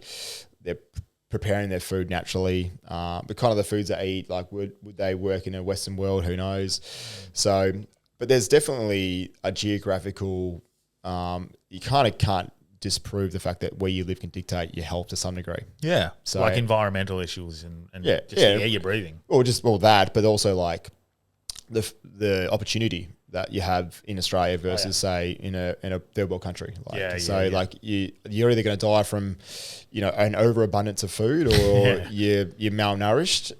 So it's kind of like where you're born. Like we hit the lottery, obviously, being born here. So you're going to die by kind of your environment and what you do. And at the end of the day, people can get technical and scientific and stuff, but you generally kind of are what you do. So if you're someone who eats well and trains, isn't it more people die of obesity than that die of starvation now? Well, cardiovascular disease is the number one killer in the world. So that's telling us like we're not moving and we're eating. So I had to write a blog. That's insanity, though, to think that more people are dying of overeating than people who are dying of starvation. Well, cardiovascular disease is the killer. So, and a lot of that's attributed to overeating and not moving and all those things. So there's probably other ones on that. Yeah, I'm sure. Would fall into that for the other reasons. But it was crazy. I actually wrote part of our contract with the school is I've got to write a blog for them every term. Oh, yeah. And in the research for the one I just did was I found that Australia was out of 146 countries that were part of the survey in terms of young kids, so teens, getting an hour of exercise most days of the week to 5 to 7 days a week. We were ranked 140th. Fuck. Out of 146 that were surveyed. So there was obviously there's more countries than that, but I was like, with the opportunities that we've got here. Yeah. So I was kind of amazed. I was like, I had to triple check. I'm like, so I went to the World Health Organization, double check the stats and rah. Well, you got to fucking triple check them. I know. And look, it's done by surveys as well. So like, but at the same time, it's just like 140th out of 146. In America was something like 79th or something. So I'm like, and I'm like, how's that? I don't know how that works, but 140th that was a bit of a shock to me. So when I sent it to the school and I referenced everything in there as well and they'll obviously make it look readable for the for the parents and stuff. But just give him some strategies to think about moving forward. But I was just amazed at that, like in the world we live in. So, do you think that's probably due to because of how good we do have it? We are given everything. We have the opportunity to sit on a fucking computer screen instead. Our kids, the generation that's coming up now. I feel for them. It's going to be tough. It's going to be tough. And that's just evolution of technology. So it's going to be a wild ride for the next 10 to 20 years, I reckon. Just strap in. Yeah, I don't like where that's going. Like, yeah. From look, going back to the conversation around like Healthspan and living a good life, like it's the social interactions are obviously declining. People aren't getting out in communities and doing as much as they used to do before. So I think we need to build more of these kind of centres and hubs. And any research and data on that? In connection? Not that I could quote off the top of my head. Yeah. I'm sure there's plenty out there that psychologists and far smarter people are delving into at the moment. But I know that obviously the suicide rates are obviously going up for obvious reasons like that. And there's lots going into that. But I feel like if you're going to build a gym these days, I feel like you kind of have to build the recovery space as well. I feel like if you're not building that in the next sort of 5-10 years, you'll probably get left behind. Yeah. Like I think you need to provide the service now of saunas and plunge pools and Pilates and all these things. They definitely contribute. Yeah. And we're living in a world where connection is less and less and less. And I think it's Johan Hari wrote that book, Lost Connections. I don't know if you've read that one, but his is more based on the mental health side of things and leading to drug addiction and how drug addiction is basically a mental health problem, which I would probably tend to agree with. Yep. But it was due to, in his opinion, because of a lack of connection. And he points to the study of Rat Park or Rat City that he created, or not he created. He points to this study, and it was a situation where there was one rat given no stimulation, no other rats, all by itself, not even a fucking wheel. One bit of water that was laced with cocaine, one bit of water that was just normal water, and eventually it got to the point where it just overdosed on cocaine. Then he provided a rat city where it was given other rats to play with, a community. It had entertainment, it had a wheel, it had a whole an abundance of things to be able to do. So it had entertainment, it had purpose, it had drive, it had connection, and it didn't even touch the cocaine-laced water because it didn't need it. And we can see how it can have an effect. And this is in rats, I understand, but it's a similar sort of concept. If you got no connection, it's going to affect your mental health. And if your mental health, you're going to neglect your health in regards to food and what you're doing for exercise. And it's a huge contribution, I think, when it comes to a lack of connection. And we're seeing that with our youth. Yeah, and I couldn't agree more with what you said. And that's why it's important for like run clubs and that accountability piece that you're talking about. Yeah, Like I mean, run clubs, they're just Tinder for athletes. But I haven't been in a run club for a while. But yeah. But they have benefits. Yeah, they Definitely. do. And yeah, that's why I think those kind of things are community facilities and are so important because, and I think the biggest thing is that accountability. So having someone that you can do it with, that sort of accountability buddy, for lack of a better term, but yeah, and just being around people who have a similar mindset. I think you just really need to surround yourself with people who have a similar mindset.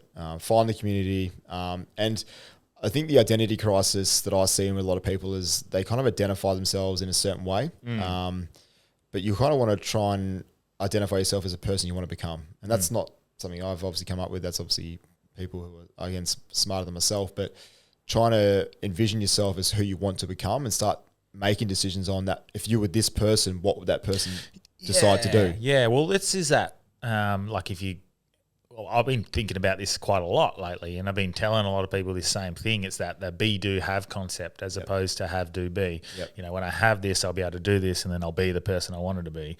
Instead of be, do, have, which is be the person, embody what that person would be doing, what choices they would make, and then you'll have that life, and you'll be doing the things that you want to be doing. So that's a great way of putting it as well. So Yeah. it's the same mantra, same concept, just worded another way, and that's and like the amount of conversations I have with people, obviously at the facility, from the health perspective, it's just hard for people to get motivated by something that's so far away. So if you go back to the lifespan, it's like, and people don't, let's be honest, most people don't like doing hard sessions, and they don't like to do a hard test to figure out where they're at. So, you can do it's not, in terms of its reliability, it's very reliable, but doing a grip strength test, like when I read that, what's the relationship between grip? Yeah, strength? so when I read that, so I did that at uni, like in 2010. I'm Yeah. like, who cares about your grip strength, mate? Like, that's got nothing to do with anything. Yeah. And the more I think about it, I'm like, well, now, obviously 15 years on, I'm like, well, grip strength is a very direct correlation to what you're doing kind of day to day. So if you're in the gym picking heavy stuff up, if you're a tradie who's getting an active job versus somebody who's not actually active, so can you carry things? So we talk about a strong grip strength. So people who are deadlifting and are doing RDLs and doing pulls and rows and all that type of stuff, you're gonna have a high grip strength. Somebody's not, and then therefore later in life, you better carry suitcases, carry shopping bags, and that's how you can make a direct correlation there. So, but someone comes in, you can test their grip strength, you can give them like an idea of where they're at now. What can I do to work on this? Well, get in the gym and pick something up. And same with like your cardiovascular fitness. You can do a walking test on the treadmill, which will give you like a prediction equation to tell you where you're physically. It's obviously a prediction equation, so it's not 100% accurate, but it gives you a ballpark figure. Yeah, it just tells you where you're at. And I know that like medical experts and people who are like experts in the field as well would say that if you can try and have a VO2 max somewhere within your age range, so if you're in the higher the VO2 max, obviously the better. Yep. So which is the measure of how much oxygen you can uptake in millimoles per minute. Okay. So, mine right now is ridiculously poor from what it was when Ironman. Yeah. So Ironman at 65 milliliters. Yeah, wow. Now it's at like 49, 48. Okay. I've actually got no training status on my watch, which is the first time I've seen that in about 7 years. Take your own advice and go easy on yourself. It's all right. It's a short term. You're doing a lot. Yeah. And this is my Ironman at the moment, I guess, in my own sort of way. So yeah, it is. It's a challenge in your life that you got to navigate it. Yeah, and man, the challenge is like you just don't. You can plan for so much, and there's these things you just can't plan for. Yeah. And we've just been throwing curveballs. Yeah, every kids week. get sick. Like anything happens. Someone can have a car accident. You got to go pick them up. Like it's always you can have the best plan. Yeah, and then shit comes up. Yeah, and that's where like you just be kinder to yourself and have a shorter week. And like I've had a client recently who's obviously she's struggled and she's got 5 kids, and like if you've got 5 kids, I've got 1 kid, and I'm like, dude, if you got 5, like I think you're the hero, like by a long way. So are you one and done, or are you addicted? We'll try and go for 2, but we are getting to that closer to 40 mark. So, but we would like to. Yeah. And if he's anything like, if he or she's anything like the first, like Darcy, we'd be amazed. But I feel like we're going to get, Darcy's just too good to be true in terms of he's just happy. He's always happy apart from when he's hungry and tired. He cries, obviously. Yep.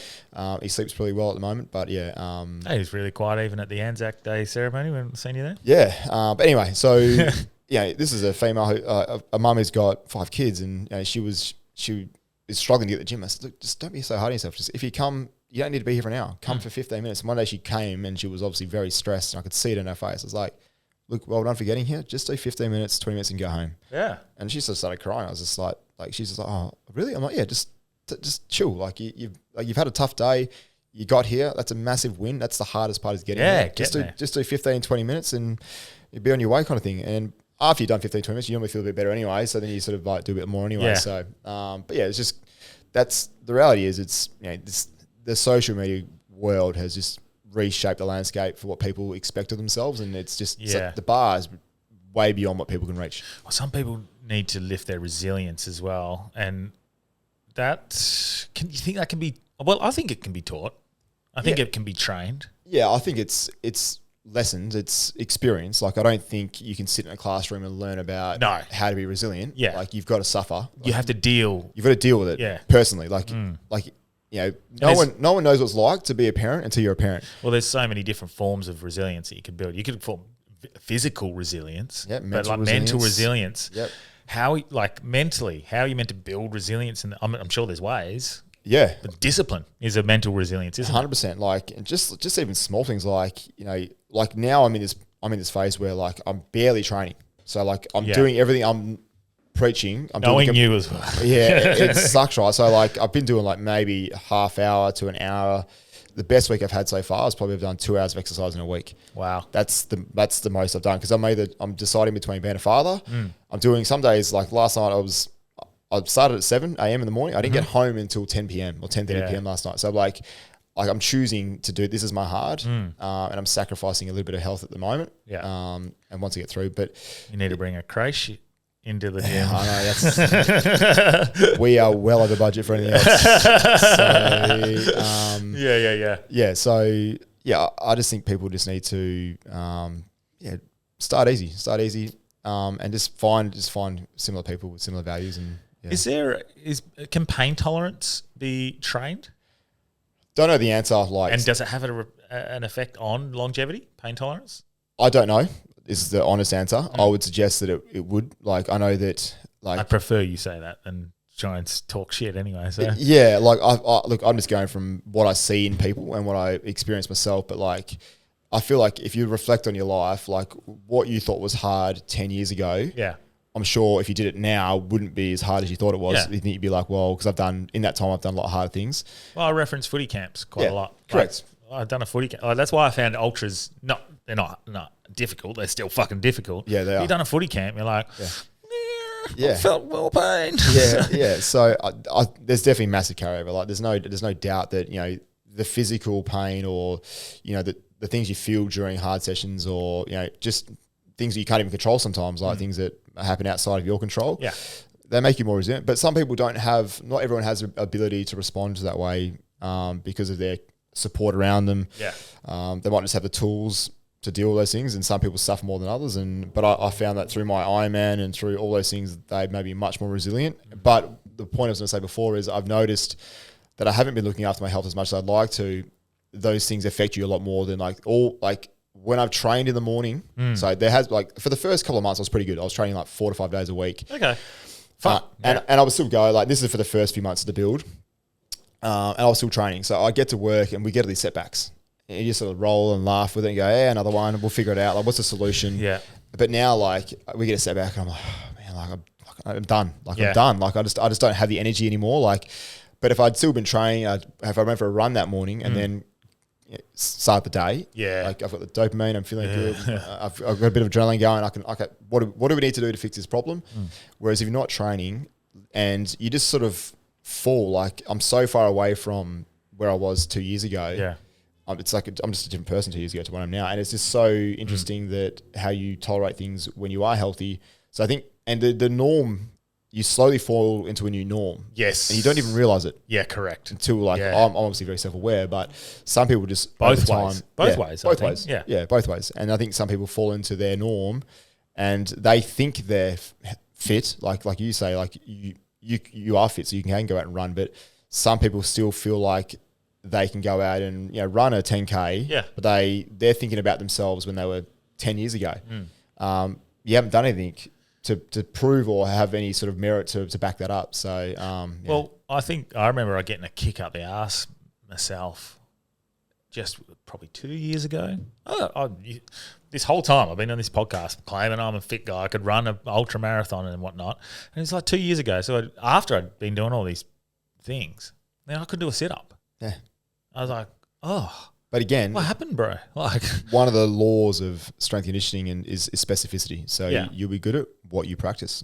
Simple as that. and so that's not a bad thing. Like that's just that for me was just you say you want to be fit and you can't do a sit up. Yeah, and like if someone was holding my and feet, at footy I could do camp, one, but like if I've been in one of those footy camps, Yeah. you probably would have done 1,000 Yes. in one of those days at some point. So Yeah. they're like obviously your goalpost has to move. yeah, a long and so way. and you're right, it does become your new norm both ways. So you can turn into all these healthy habits, and eventually what was really difficult at the start becomes your normal, Correct. and which is what I feel like I've done now with my life. But even before that, prior to that, it was the opposite. Like all of those unhealthy habits or just the lack of habits Yeah. was my new norm. And I've still got things that I have a bad fucking chocolate addiction. And going to longevity, we know that calorie restriction or not over consuming foods is a massive way of living longer. Let's talk nutrition because you are qualified. I'm qualified. I mean, it's a bit of a wanky term, but it's qualified as a performance nutritionist. Okay. It's obviously it's a 2-year postgrad on top of your masters or whatever. But Yeah. This is specifically for athletes or just general yeah, health? well, no, this was for athletes. This is definitely for athletes, but obviously it applies to everyday people as well. But like all the evidence on not over consuming food is going to help you live a lot longer. Well, let's start with know that. fasting and you don't have to go too much detail because shortly I'm actually I don't want to say too much because there's also but I'm going to Bali. Yep.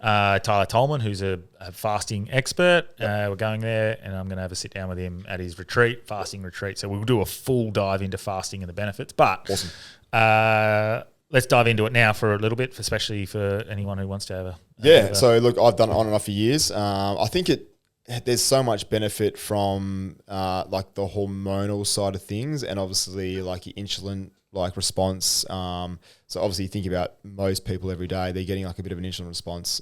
If you're eating carbohydrates, a lot of, especially refined carbohydrates. Look, at the end of the day, I'm going to say this: if you eat real foods, you're going to be pretty good. Yeah. But if you are eating the refined stuff, you're getting a lot of insulin spikes and things like that. So fasting is a really good way to. People use a reset. I don't like using the word detox because that's like the liver's job is to detox the system regardless of what you consume. Its job is to do that. Yeah. But yeah, I think there's a lot of benefits to doing short-term fasts and then obviously long-term fasts. So obviously there's a lot of benefits to that as well. Now Peter Attia is someone who I've referred to a lot. He's someone who's used a lot as well.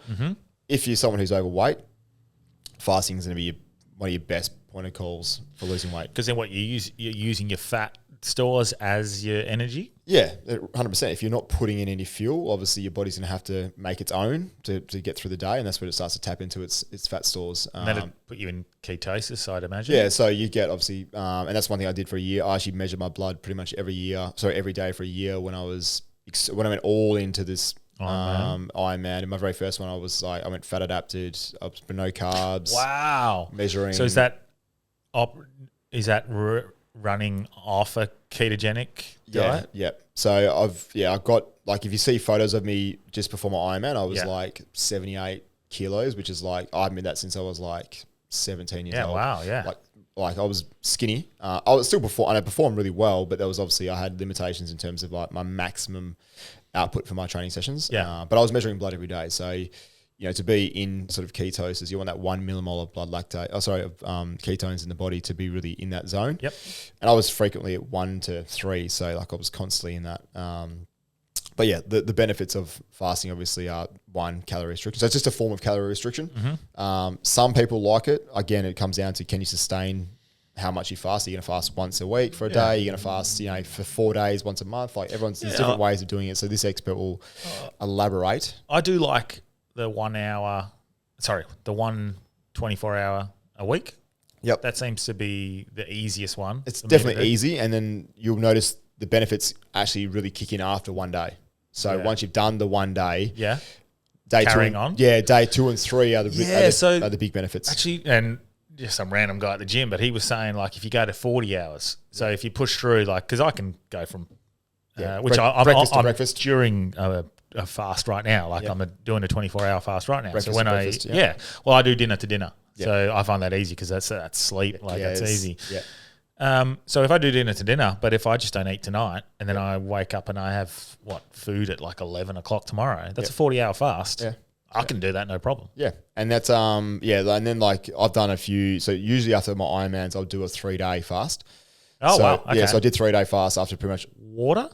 Yeah, water and sodium. Yep. Just water and sodium. So there's no calories. So black coffee, I love my coffee. So I don't like black coffee though, but black coffee. Yeah, the coffee is the one, eh? It's not the same. Like it's just not the same. Anyway. Could you do, side note, can you do like a dash of milk?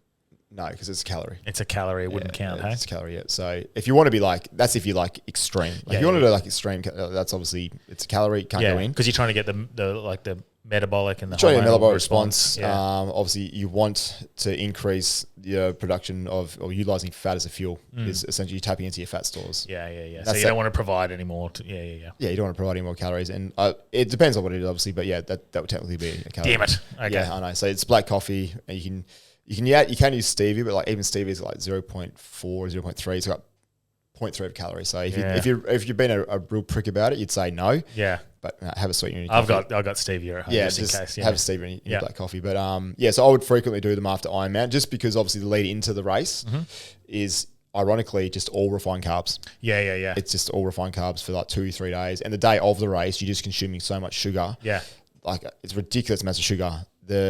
Obviously I have my Sunday or the Monday after the race day, just consume what I want, and then it's normally a 3-day fast, and that was a good way for me to just sort of get back into normality, and then just back into sort of normal eating from there. But you want to break your fast with a healthy food. If you're doing fasting and you're breaking it with fast food and crappy food, not ideal. It's probably sending the wrong message. But yeah, just the macrophages and all the good benefits you get from that, and the hormonal. So I think it's testosterone rises like at its highest peak at like day 2 to 3. So you get like a big influx of testosterone, which is great. So yeah, there's that hyper focus. People can sometimes go into the zone like day 2 and 3, but it does affect your sleep like day 2 and 3. Like I find 2 days is pretty comfortable, but then day 3 gets pretty hard, and the sleep on day 3 can sometimes, depending how you start, can be hard as well. So yeah, I mean, I'm a big fan of fasting, and I'll continue to. I think I'll do that for the rest of my life. I just enjoy it, how I feel when I'm fasting. I noticed when I stopped. Again, it's a thing. Like I kind of do notice this one while I'm doing it, but certainly notice when I stop. And I think some people are going back on it a little bit just because of the muscle mass piece. Yeah. So obviously, muscle mass is one of the most important things you can have, and that you want more of it. Okay. You want as much muscle mass as you possibly can, without taking anything else to get there. But so for older people, the more muscle mass they have, the more things they can do, the safer they are from falling and things like that. So if you're doing extended periods of fast for a long period of time frequently, like once a month or things like that, there has been some, I can't remember off the top of my head the names, but there's been some longitudinal studies a little bit of like muscle mass of people who are doing fasting consistently, like people who do Ramadan. Yep. So things like that, people who do those. Lent and whatnot. Yeah, those things. So they seem to have a slightly lower percentage of muscle mass to their counterparts. Okay. So it kind of depends on like you've got to weigh up, is that worth the benefit of me doing it? Like if you feel like you can get a good groove of things and you're keeping the weight off, great. And you think you can sustain it, keep doing it. In regards to the athlete side of things, we had Dr. Anthony Chafee. He said that ketogenic athletes actually burn or use energy more efficiently. Is that true, or science backing that? It depends on the intensity. So intensity is going to dictate that as well. But like, I feel like it's one of those areas where that if you're an endurance athlete, there's definitely the benefit of being more fat adapted because you can go for longer periods of time. So, for example, and being selfish here, if I want to do an ultra run as a ketogenic athlete, will that be more beneficial? It would be more beneficial if you'd done it properly. Yeah. And you could definitely if you become more fat adapted as an endurance athlete. So if you're doing an ultra marathon and you're someone who's more fat adapted, there's two logics. The more fat adapted you are, the less carbohydrates you will consume doing that. Now, it obviously depends on how high your heart rate is, but someone who's not fit and who eats a high carb diet and they went out to do a run, they're going to use a lot of carbohydrates because that's how they've been built and that's what their body knows.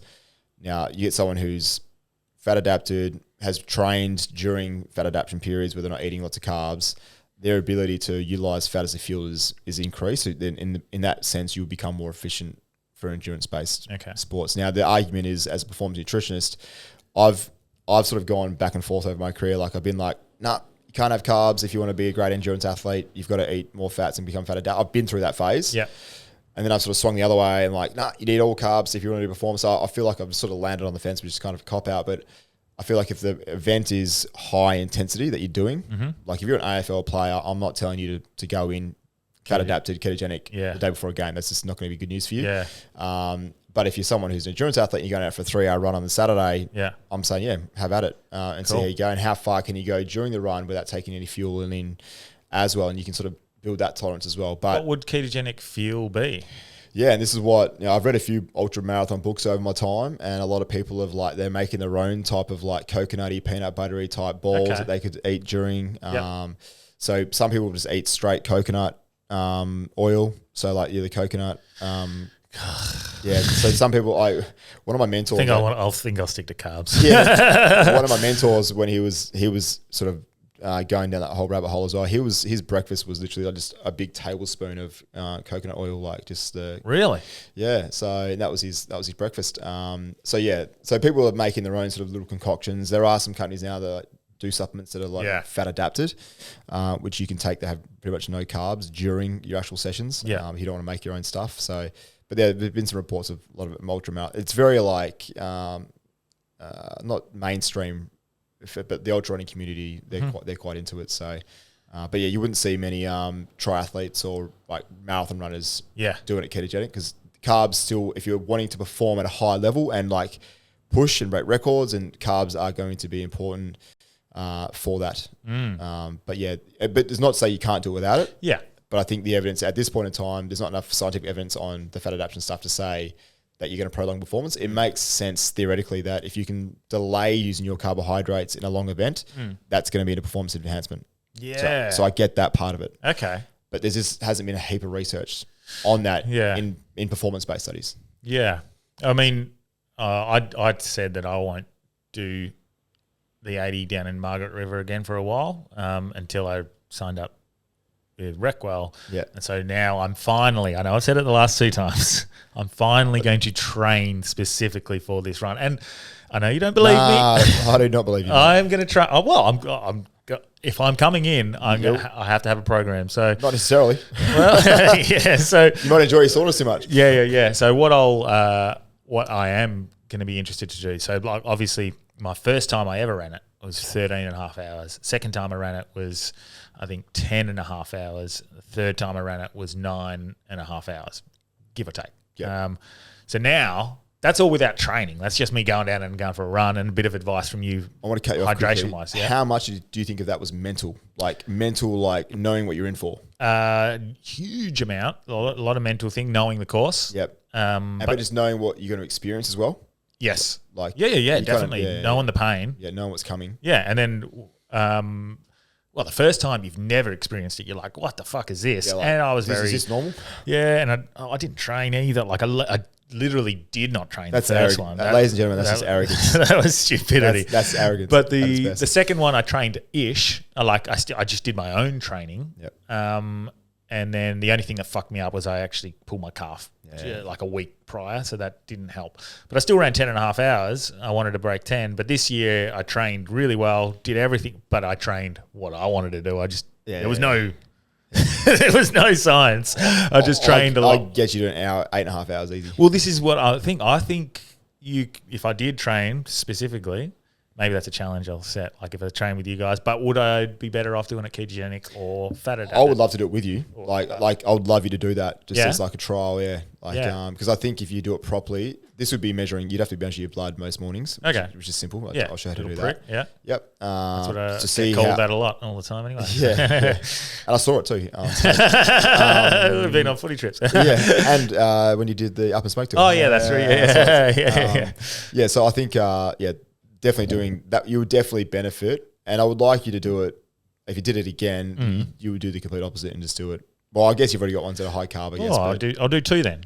I'll commit to the next 2 years. I'll do one ketogenic, one carb. Yeah, one carb, and just now, like once again, it's N of one. It's like things are going to change. You can argue your base fitness is obviously improved if you keep training and age, whatever. There's all these things. It'll come down to my feeling, won't it? Well, definitely. Like how I feel. But I look at my Ironmans, right? So I did 5, and my first one was fat adapted. I did 10 hours 47, which was good for your first one. The average is like 12.5 to 13 for your first one. I did 10:47, and that was purely like fat adapted. But then on the day I use carbs, so that's what I did. But then over another 4 years, I only got to 9 hours 49. So in 5 years, I improved by less than an hour, so 58 minutes. It's not a lot. If I was doping, it would have been a lot quicker, obviously, and it would have been nice. But yeah, there's I think athletes just struggle. Like I did some stuff at the Dockers recently for testing some athletes on some hydration stuff, and one of their senior players, he was going through a bit of a yo-yo of like not sure. He was doing his own research what to eat, so he went down the whole like no carb sort of phase, and just found he was like significantly struggling. But then he's sort of reintroduced him back more, and he's noticing obviously a difference there in performance, which is good, and an improvement in performance as well. Yeah, so it definitely interests me, and then hydration obviously very important in those sorts of things. Like the one ultra or the one long run I've done where I've cramped was the only one I didn't use precision hydration. Yeah, it was just sodium. Like I think I used, what did I use? What's your one? Hydrolyte. Hydrolyte, yeah. You need like 10 hydrolytes to one of these tablets. So it's like, it's just not feasible. But like I'm doing some work with precision hydration at the end of the year as well. But it's just, I don't care what supplement you use. Yeah. People just need to understand that sodium is so important for hydration. And the average athlete needs about 800 to 900 milligrams per litre of sweat. So, and the average athlete sweats 1.5 litres an hour. So already most people need 1,400 milligrams to 1,300 milligrams of sodium an hour. Yeah. That is the equivalent of like 6 Gatorades an hour, which you can't drink that. So that's for you when you did your stuff. We wanted to make sure that you're going to dehydrate regardless over an ultra, but we're just trying to delay that. So we'd rather you dehydrate significantly in the last hour versus 5 hours in realizing, okay, I'm too far gone now.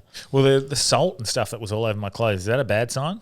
No, it's just a sign that your body's doing its job and it's clearing the stuff it needs, but as long as you're getting it back in, that's kind of the main thing. And in terms of how much salt you intake versus how much you lose, there's not a huge amount on that, but it's well, I was crusty white, like my hat, my shirt. But you're going for a long time as well. That's a long time to be out somewhere, right? So true. If you went out for an hour run, it's not going to be that. But if you're out there for 10 hours, you're going to lose a lot of salt. Yeah. So I want to go back to nutrition as well in regards to longevity, because it's highly debated in a lot of areas. There's extremes you've talked about, carnivore, vegan, vegan, all these sorts of things. Ketos, before we jump back into that, I just want to touch on something that, again, this is something I've seen on Instagram. Don't know what the truth to it is, but baking soda.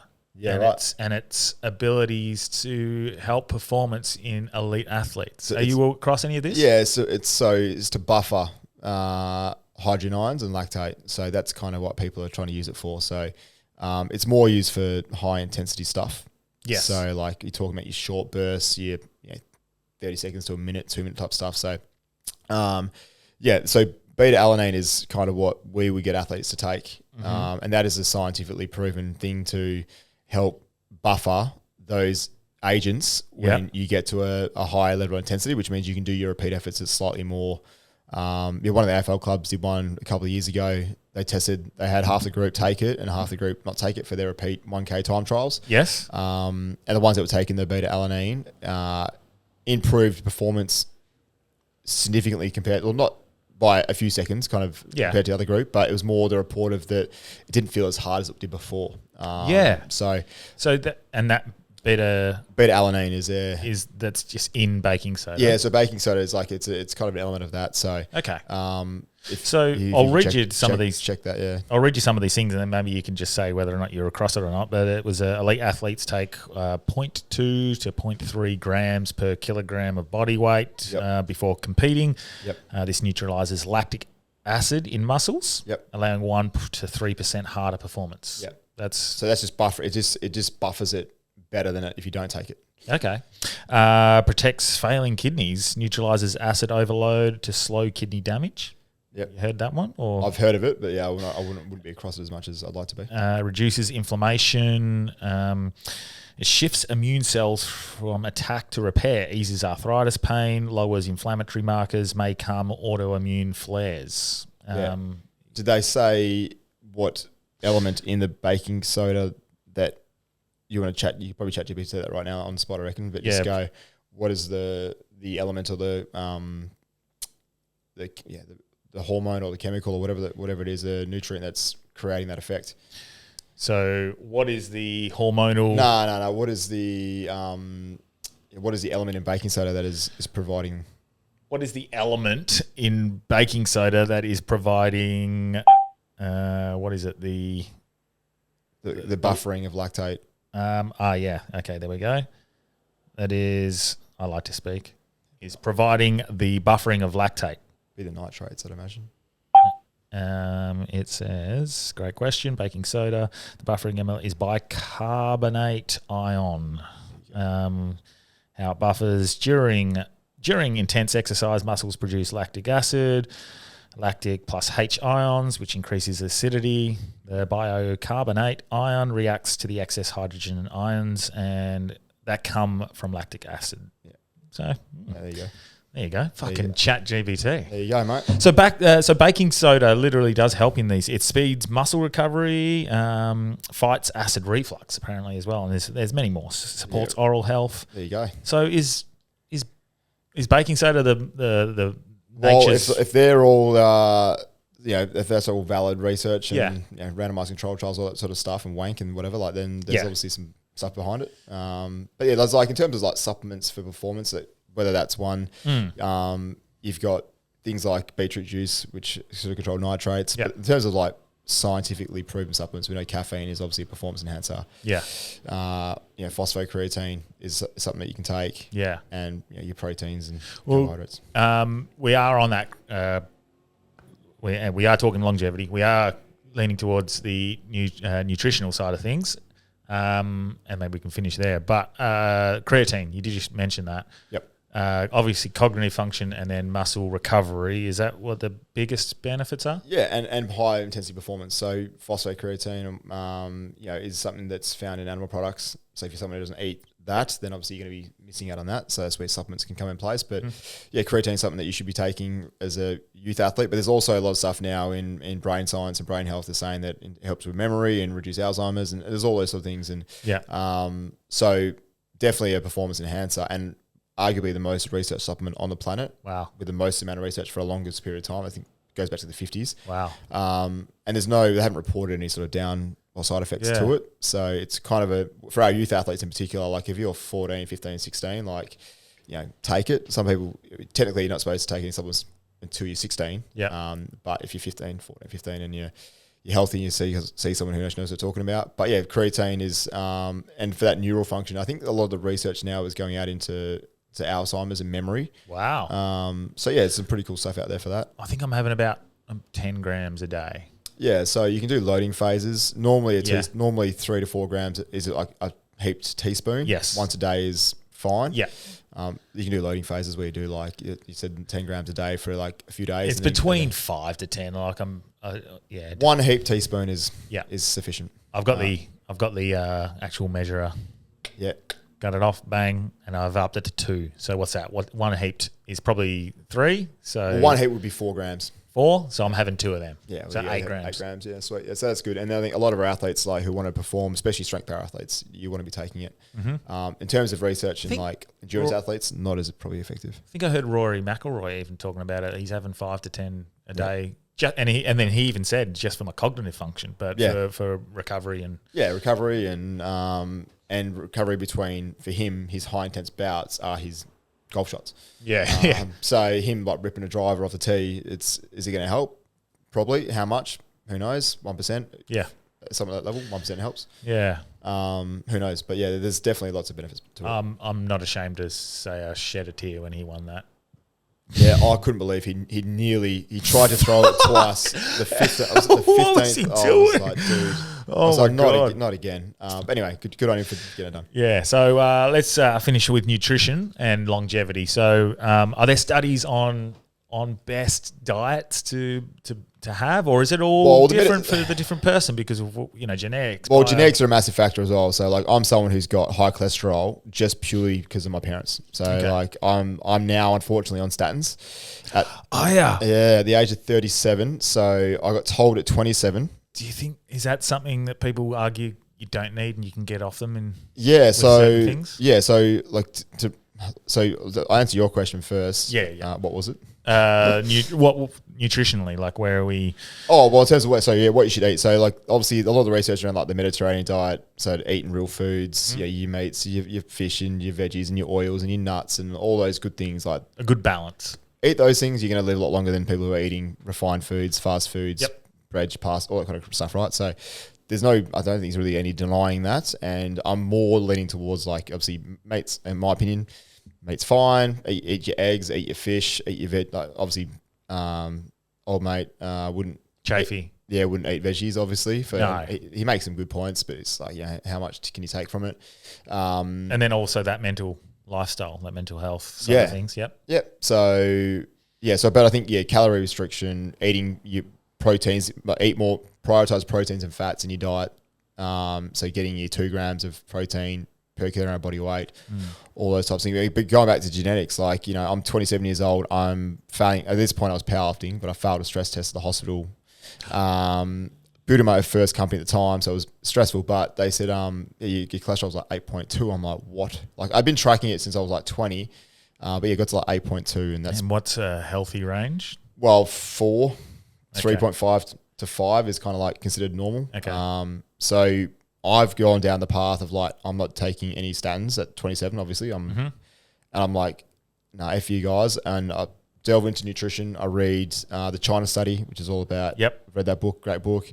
So the China study is the vegan? Vegan, yeah. So I actually went vegan. So this is going to piss. This is going to. No, but you try. This is a good thing. I've tried a lot of diets. Yeah. And so I went vegan for 6 months. Yep. It went from 8.2 or 1 or whatever it was to 4.9. Okay. And my cardiologist was like, "What did you just do? That's ridiculous. Like, even if I gave you statins, I couldn't do that in 6 months." Yeah. And I said, "Well, I just took out all animal products." Yeah. Because cholesterol only comes from animal products. Yeah. So cholesterol is only so you would literally just remove in. Yeah. So you don't get cholesterol in veggies. So Yeah. you only get it in animal products. So I just removed all that. Yeah. And obviously, because I'm not eating it, it went down, but it was still high. It's on the high end, still relative to the normal person. Yeah. And then I went through the investigation, studied Peter Attia, and did my genetic testing, and I found out that I actually have familial hypercholesterolemia, which is I've just got generally high cholesterol. Okay. So then I was like, well, I just need to do heaps of cardio. That's why I went down the whole Ironman thing. Yeah. But even when I was doing 14 sessions a week of cardio, training 20 hours a week, and eating a good, very well balanced diet, it was still 7.5. And I'm like, I couldn't be any fitter, like, unless I was a professional athlete. Yeah. So I'm like, I can't outrun this. So is there some side effects though from the statins that will? Dry mouth is probably the only thing I really kind of notice. Yeah. Which is a little bit annoying, but you kind of get used to it and you just adjust anyway. Health-wise? Well, yeah, long-term studies, there is obviously the side effects, like some people get muscle cramps and muscle soreness. I did notice that, I don't know if it was because of my lack of fitness or my lack of hardness from not training as much, but I found that when I was running, I was getting a lot domsier in my quads than I would prior to. So that's probably one thing I flagged with my specialist. So anyway, it took me 10 years to go onto them. And the only reason I went onto them is because listening to some experts talk about it, I don't care who you are, what you do, or what you eat. If you have this condition, you're going to live 10 years longer if you're taking this. And that's where medical interventions for longevity, there are some, we know that statins. We have modern science. We have modern science can prolong life and metformin and now obviously there's Ozempic's the new craze and there's pros and cons to that. Obviously, like you lose muscle mass, but you live longer. And anyway, you got to change the habit rather than just jab a needle in, right? But so there's obviously the medical interventions have made a big difference to longevity as well. So, but statins are one of those things. I'm on a very low dose, 5 milligrams, 10 milligrams. And so my cholesterol's coming down. So I think, and I'll have to go back maybe and have a listen, but I feel like Chafee had suggested that potentially carnivore could rid yourself of having to be reliant on the statins. I'm not, but this is where, like, if I have a genetic condition, yes, then it's like, and the argument I make is that I'm all for, I don't want to take drugs. Yeah. I don't want to take drugs. I still don't want to take drugs. Yeah. To help this, but I feel like I don't want to sacrifice any mate. Yeah. I couldn't be any healthier than I like when I'm at my best, obviously. Yeah. And it's still going up. But do I take the chance and not take it and then die of a heart attack because I'm high risk of heart. My real dad had 2 heart attacks by the time he was 40. Fuck. But he was very unhealthy. But do I take that risk and now becoming a father? I'm hedging my bets on the research. Thinking about other things. I'm hedging my bets. But I don't know. I've done everything I possibly can outside of that. And you could argue, I could say vegan. So if I stayed vegan, it would stay down. I wouldn't need to take the drugs. Yeah. But then after 10 years, I was like, I don't want to do that. Yeah. I want to eat my meat for my protein and all these other good reasons to eat it. Could you eat largely meat and add in like things like honey, nuts, and some berries and stuff like that? You definitely could. Would that impact it, do you think? Well, it would. Like if I'm still eating like eggs and meat, it's going to... I can't... My body doesn't have the ability to clear cholesterol like everyone else's. So is it good advice for me to just go... If I went carnivore... and what I was going to say before I lost my train of thought is that this is my only outlier that's negative. So I went down the whole Peter tier. I did my calcium scores. I've had blood. I've had the dye go through my heart, check all my valves. My calcium score is 0. Wow. So I don't have any blockages. My calcium score is the lowest it could possibly be, and this is my only outlier. So that's the thing that was like, well, that's why I don't need to take the drugs. But then it got to a few years on, and then I did a bit more diving into it, and they're like, look, if you've got this condition, you take the drugs, and they had no affiliation with drug companies, you're probably going to live 5-10 years longer. And I was like, I'm taking that 5-10 years on the back of that research. Fair enough. If something changes, then I'm definitely going to jump ship. Yeah. Well, I guess only time will tell with that and how you're feeling and what effect it's having. Yeah. But yeah, so in general, it's Mediterranean seems to have the best science. Yeah, that's where a lot of the evidence is, and obviously the low refined stuff.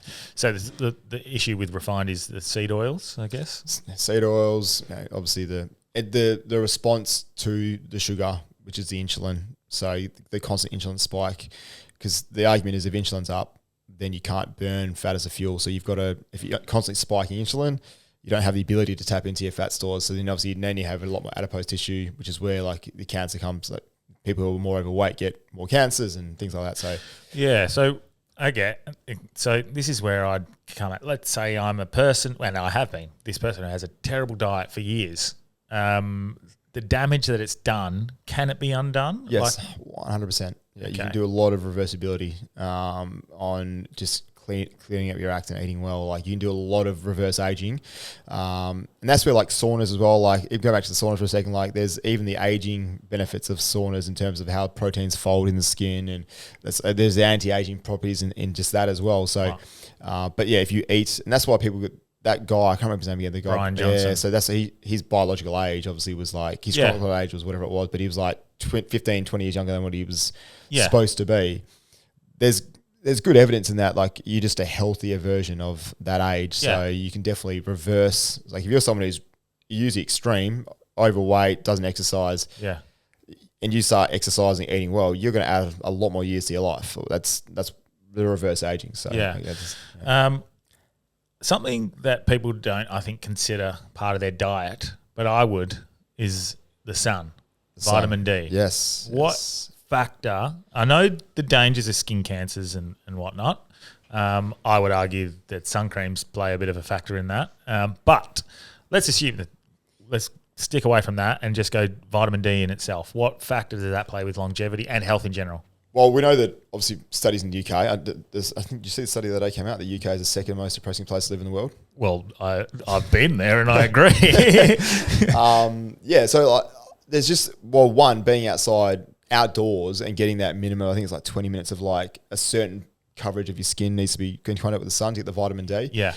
So I know, like going back to an athlete point of view, you would want your athletes to supplement with vitamin D if they're traveling to the UK or if they're traveling to colder parts. They would have to supplement with vitamin D if they're traveling to those parts of the world to compete. Yep. Because we know the importance of it in terms of what it does in the body, uptake in vitamin C and all these other things, it works well in the body. So, but yeah, I think from the emotional well-being, those types of things are so important as well. Yeah. So in terms of it's been a while. Like I'm basically a full-time tradie at the moment. Yeah. So going back into the science, like it's obviously it's been a while since I've studied these things, but yeah, vitamin D, in terms of the mechanisms, we know that it obviously helps upregulate and obtain vitamin C and all these other things as well. But yeah, just being outdoors is obviously going to be beneficial for most people. And we know that colder countries have high depressive rates, high suicide rates, and those things. Well, even that, I don't know if it's a study, but it was data. They showed that I think it was January, February in the UK or in Europe is the time where most people die. And they say, well, that's because you're getting together for Christmas and all these holidays and you're spreading the disease. So this is why more people die. Yep.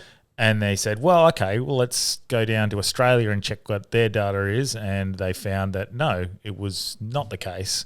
And then they realised, it's sun. It's the sun. Yeah, 100%. Yeah, and that's why like these countries where they're cold a lot of the time, that's why they should supplement with vitamin D. And part of my course when I was doing it was like if you work with professional athletes who travel a lot, they need to supplement with vitamin D when they travel for bone health as well, like just bone health, like in bone stress and things like that. So you're more likely to get stress fractures and injuries if you don't have enough supplement of that as well. Well, like when we had Barbara O'Neill on, do you know who Barbara O'Neill is? No, sorry, I don't. It's very big Australian, I guess. Is she a nutritionist? I don't know what you classify her. Health and wellness guru. Yep. Very highly controversial. She's gone through court cases and stuff for giving bad advice and whatnot. But we had her on and we had a chat and I think I vaguely remember talking about the sun cream and the damage that can happen. This is the biggest organ on your body. Your skin is absorbing everything you're putting on there. Yeah, we don't want to get sunburnt. Yep. Her argument was like, well, if you want to get a bit of sun, get your vitamin D, go out, get 15 minutes on your front, 15 minutes on your back, chuck on a hat, get an umbrella, long sleeve, and then that's it. Done. You don't have to put sun cream on. The sun cream is doing probably more damage than anything. And without seeing the science, sounds like logical. Yeah, doesn't it? I think it's like more of the case of like if you're gonna be out in the sun for like 6 hours. Correct. Sometimes cover up. Yeah, we'll cover up. And cover if you up can't, but look, maybe sometimes it's worth chucking some on just to do it. But if you're constantly doing it, I can understand why people are like sun cancers are booming in Australia because we live in Australia. Yeah, it's not happening in the UK. Now, there's obviously a side of me that realizes that we are European descent, basically down here. That we've come to a country that does not really accommodate to our colour skin. You see the original inhabitants of this country. Fine. You see the people who live in Papua New Guinea. You see the people, anyone south of the border, south of the equator. That's genetic, though. Yeah. That's but their skin would have changed to that colour to be able to adapt to the sun. Adapt or die. We're not meant to be here. So it makes sense that we're getting more skin cancers. I get that. But I think sun cream is definitely contributing to that as well. Yeah, and that's something I haven't delved into in the science, but like from a logical standpoint, like getting your sun, you need it. Like you need the sun. And isn't sun cream stopping you from absorbing that vitamin D? Yeah, from my understanding, it does. Yeah. From I don't want to be controversial for you and upset. I've got enough shit going on in my life. I just need to get through this next few 6 weeks. But yeah, vitamin D that's the one thing that I try to get out like 2 or 3 times a week, and if that means I'm doing some work out in the back garden, I don't stay out there like my partner does, and she'd be out there for an hour and a half just fucking baking. Isn't she from the UK? Yeah. So she's like, how is this? Here's a story, actually, just quickly. We were over in the UK for the trip, and we go to a park with her whole family. We're having a great time. It's just a big open space, and little park benches around, nice trees areas and stuff like that. And they go park up right in the middle of this fucking oval almost. And I'm like, well, I'm putting like 15 metres over there. There's a park bench there. There's shade. Maybe we just go there and we can come back out here and play soccer and rounders or whatever we're doing. And they're like, no. We never get the sun in the UK. We've got to take it while we can. I was like, okay. So I lather up in sun cream.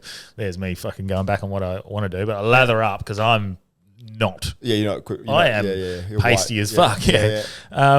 And they're all like, no, well, they're fine. The next day, everyone's red raw. And fucking poor Ian, Grace's mum's partner, his knees are like strawberries and cream, like red and white. Red and white the next day. 2 days later, they're purple. Yeah, probably and blistering. I remember he knocked his knee just on the couch, and it probably cried. no, the skin like peeled. Oh, yeah. Peeled back. And I was like, mate. And they're like, oh, trust the Aussie not to get sunburn. I was like, I'm the only one who fucking puts sun cream on, you idiots. But and so there is benefit sometimes to wearing sun cream. You don't want to get blistered. You don't want to get third-degree burns. It just sort of goes to the point as well. There's everything's not just clear cut, right? There's times where some people need to take medical interventions like statins. Some people need to take other drugs to get through life, to prolong life. Yeah. Obviously, we know that everything else is what the lowest hanging fruits you need to try and do is obviously move, eat well, meditate, all those great things. Cold plunge, saunas, whatever it may be. Find your community. All that, they're the things that you need to be doing. And then you've got these 1%ers on the outliers, and there are people out there who just need to take drugs to survive, and that's just reality of the situation. Yeah. Well, I was going to finish on nutrition, but you just brought it up, and I'll finish on this. Meditation. Is there anything on meditation in regards to longevity and health and wellness? On longevity, I'd be lying if I said I knew on longevity. Like, does it actually prolong life and does it prolong health span? If I had to hedge a bet, I'd say it probably does. Mm-hmm. But yeah, to be honest, I couldn't answer that question and say, yep, 100% like this. But from my point of view, I've done parts of it throughout my life, not as consistent as I'd like to do. Mm-hmm. There's definitely an awareness there. Like, I've got ADHD, my brain's like on a different level, and not as much as Delby, obviously, but I don't think anyone has it as much as Delby. That is, he's on another level, eh? Yeah, he's another level. So yeah, if you can quiet the mind, be with your thoughts, all those things are going to be important. But in terms of like, is it going to make you improve your health span? I don't know. See, I mean, logically, it makes sense. It makes sense. You're sometimes less stressed, and science is normally behind these things anyway. Like, normally we kind of know these things intuitively before the science comes around. Yeah. Surely calming your nervous system is going to be beneficial. Well, your sympathetic nervous system, you don't want it to be wired all the time. Yeah. So when you jump into a sauna, it does the opposite. Parasympathetic nervous system switches on. It's sort of like that calming effect to some degree. You get the norepinephrine and all these noradrenaline and stuff, and you want to be in that parasympathetic rest and digest as much as possible. But obviously, stress is good as well, because stress makes us more resilient, and so you're careful where stress comes from. Well, I think what I take from this is community is a big part of your health and longevity, as well as obviously all the basics that you'd anticipate. Definitely. Eat pretty clean, exercise a little bit, do the things you have to do, and you're going to probably live a little bit longer. Probably makes sense. But community is something I guess we can finish on with your AI and Recwell. It is a good community. I love it. Every time I go in there, I feel happy. Yeah, look, it's a good space. And for the hard yarners, Hard Yarns 10 will give you the 10% off the early bird membership. Oh, sick. Okay. But we're going to do a bit of a VIP upgrade for people who listen to the podcast. So if you just 2 private 30-minute weekly saunas so we've got a private room. So if you don't like being comfortable, you can choose between a traditional sauna and an infrared. So sick. 2 of those a week included in their membership. So just use Hard Yarns 10 to get your VIP upgrade. Love that. But yeah, like I said, so we're probably 4 to 6 weeks away from finishing, and probably opening in 5 to 6 in reality. But yeah, just looking forward to it. Just looking forward to the community, the boys at the coffee shop. I feel like that's going to be a big piece of it as well. Like, to be able to order your coffees from if you're sitting in your luxury cinema recliner seats with your massage boots on, you can order your coffee from there and they bring it out to you and things like that. And just the sauna and probably the biggest thing is the projector over the plunge pools. So we're going to have a projector projecting the footy or whether it's cricket or sport or any other social events we're going to do and things like that. So we're looking forward to that as well. So the Ashes coming up. Yep, 5 days of the Ashes. Fuck, that'd just be sitting in the hot bath. Probably not in the ice bath the whole time. Sitting in the hot bath the whole time with my hat on. Oh, mate, middle of December. I think I probably want to get in that cold one actually. Yep, true. But fuck, that's excited me. I'll come down and sit there, watch the Ashes. So, mate, a fucking ripper episode. Anything else you want to plug before we finish up? No, just everyone out there who's trying to get by in this busy time and busy life, and just make some time for yourself. Don't be too hard on yourself. If you can get to the gym once or twice a week, do some cardio once or twice a week, and get into some saunas, you're probably going all right. So, just enjoy life and just just community. Like, be around people who want to get better. That's about it, really. Love it, mate. That's a good episode. Very happy with that one. We'll have you back again maybe once you're training again. Maybe when you start to train me and we can start talking about my training progress. Well, I want to do 160K ultra. Do ya? Yeah. So over 2 days or one hit? No, one hit.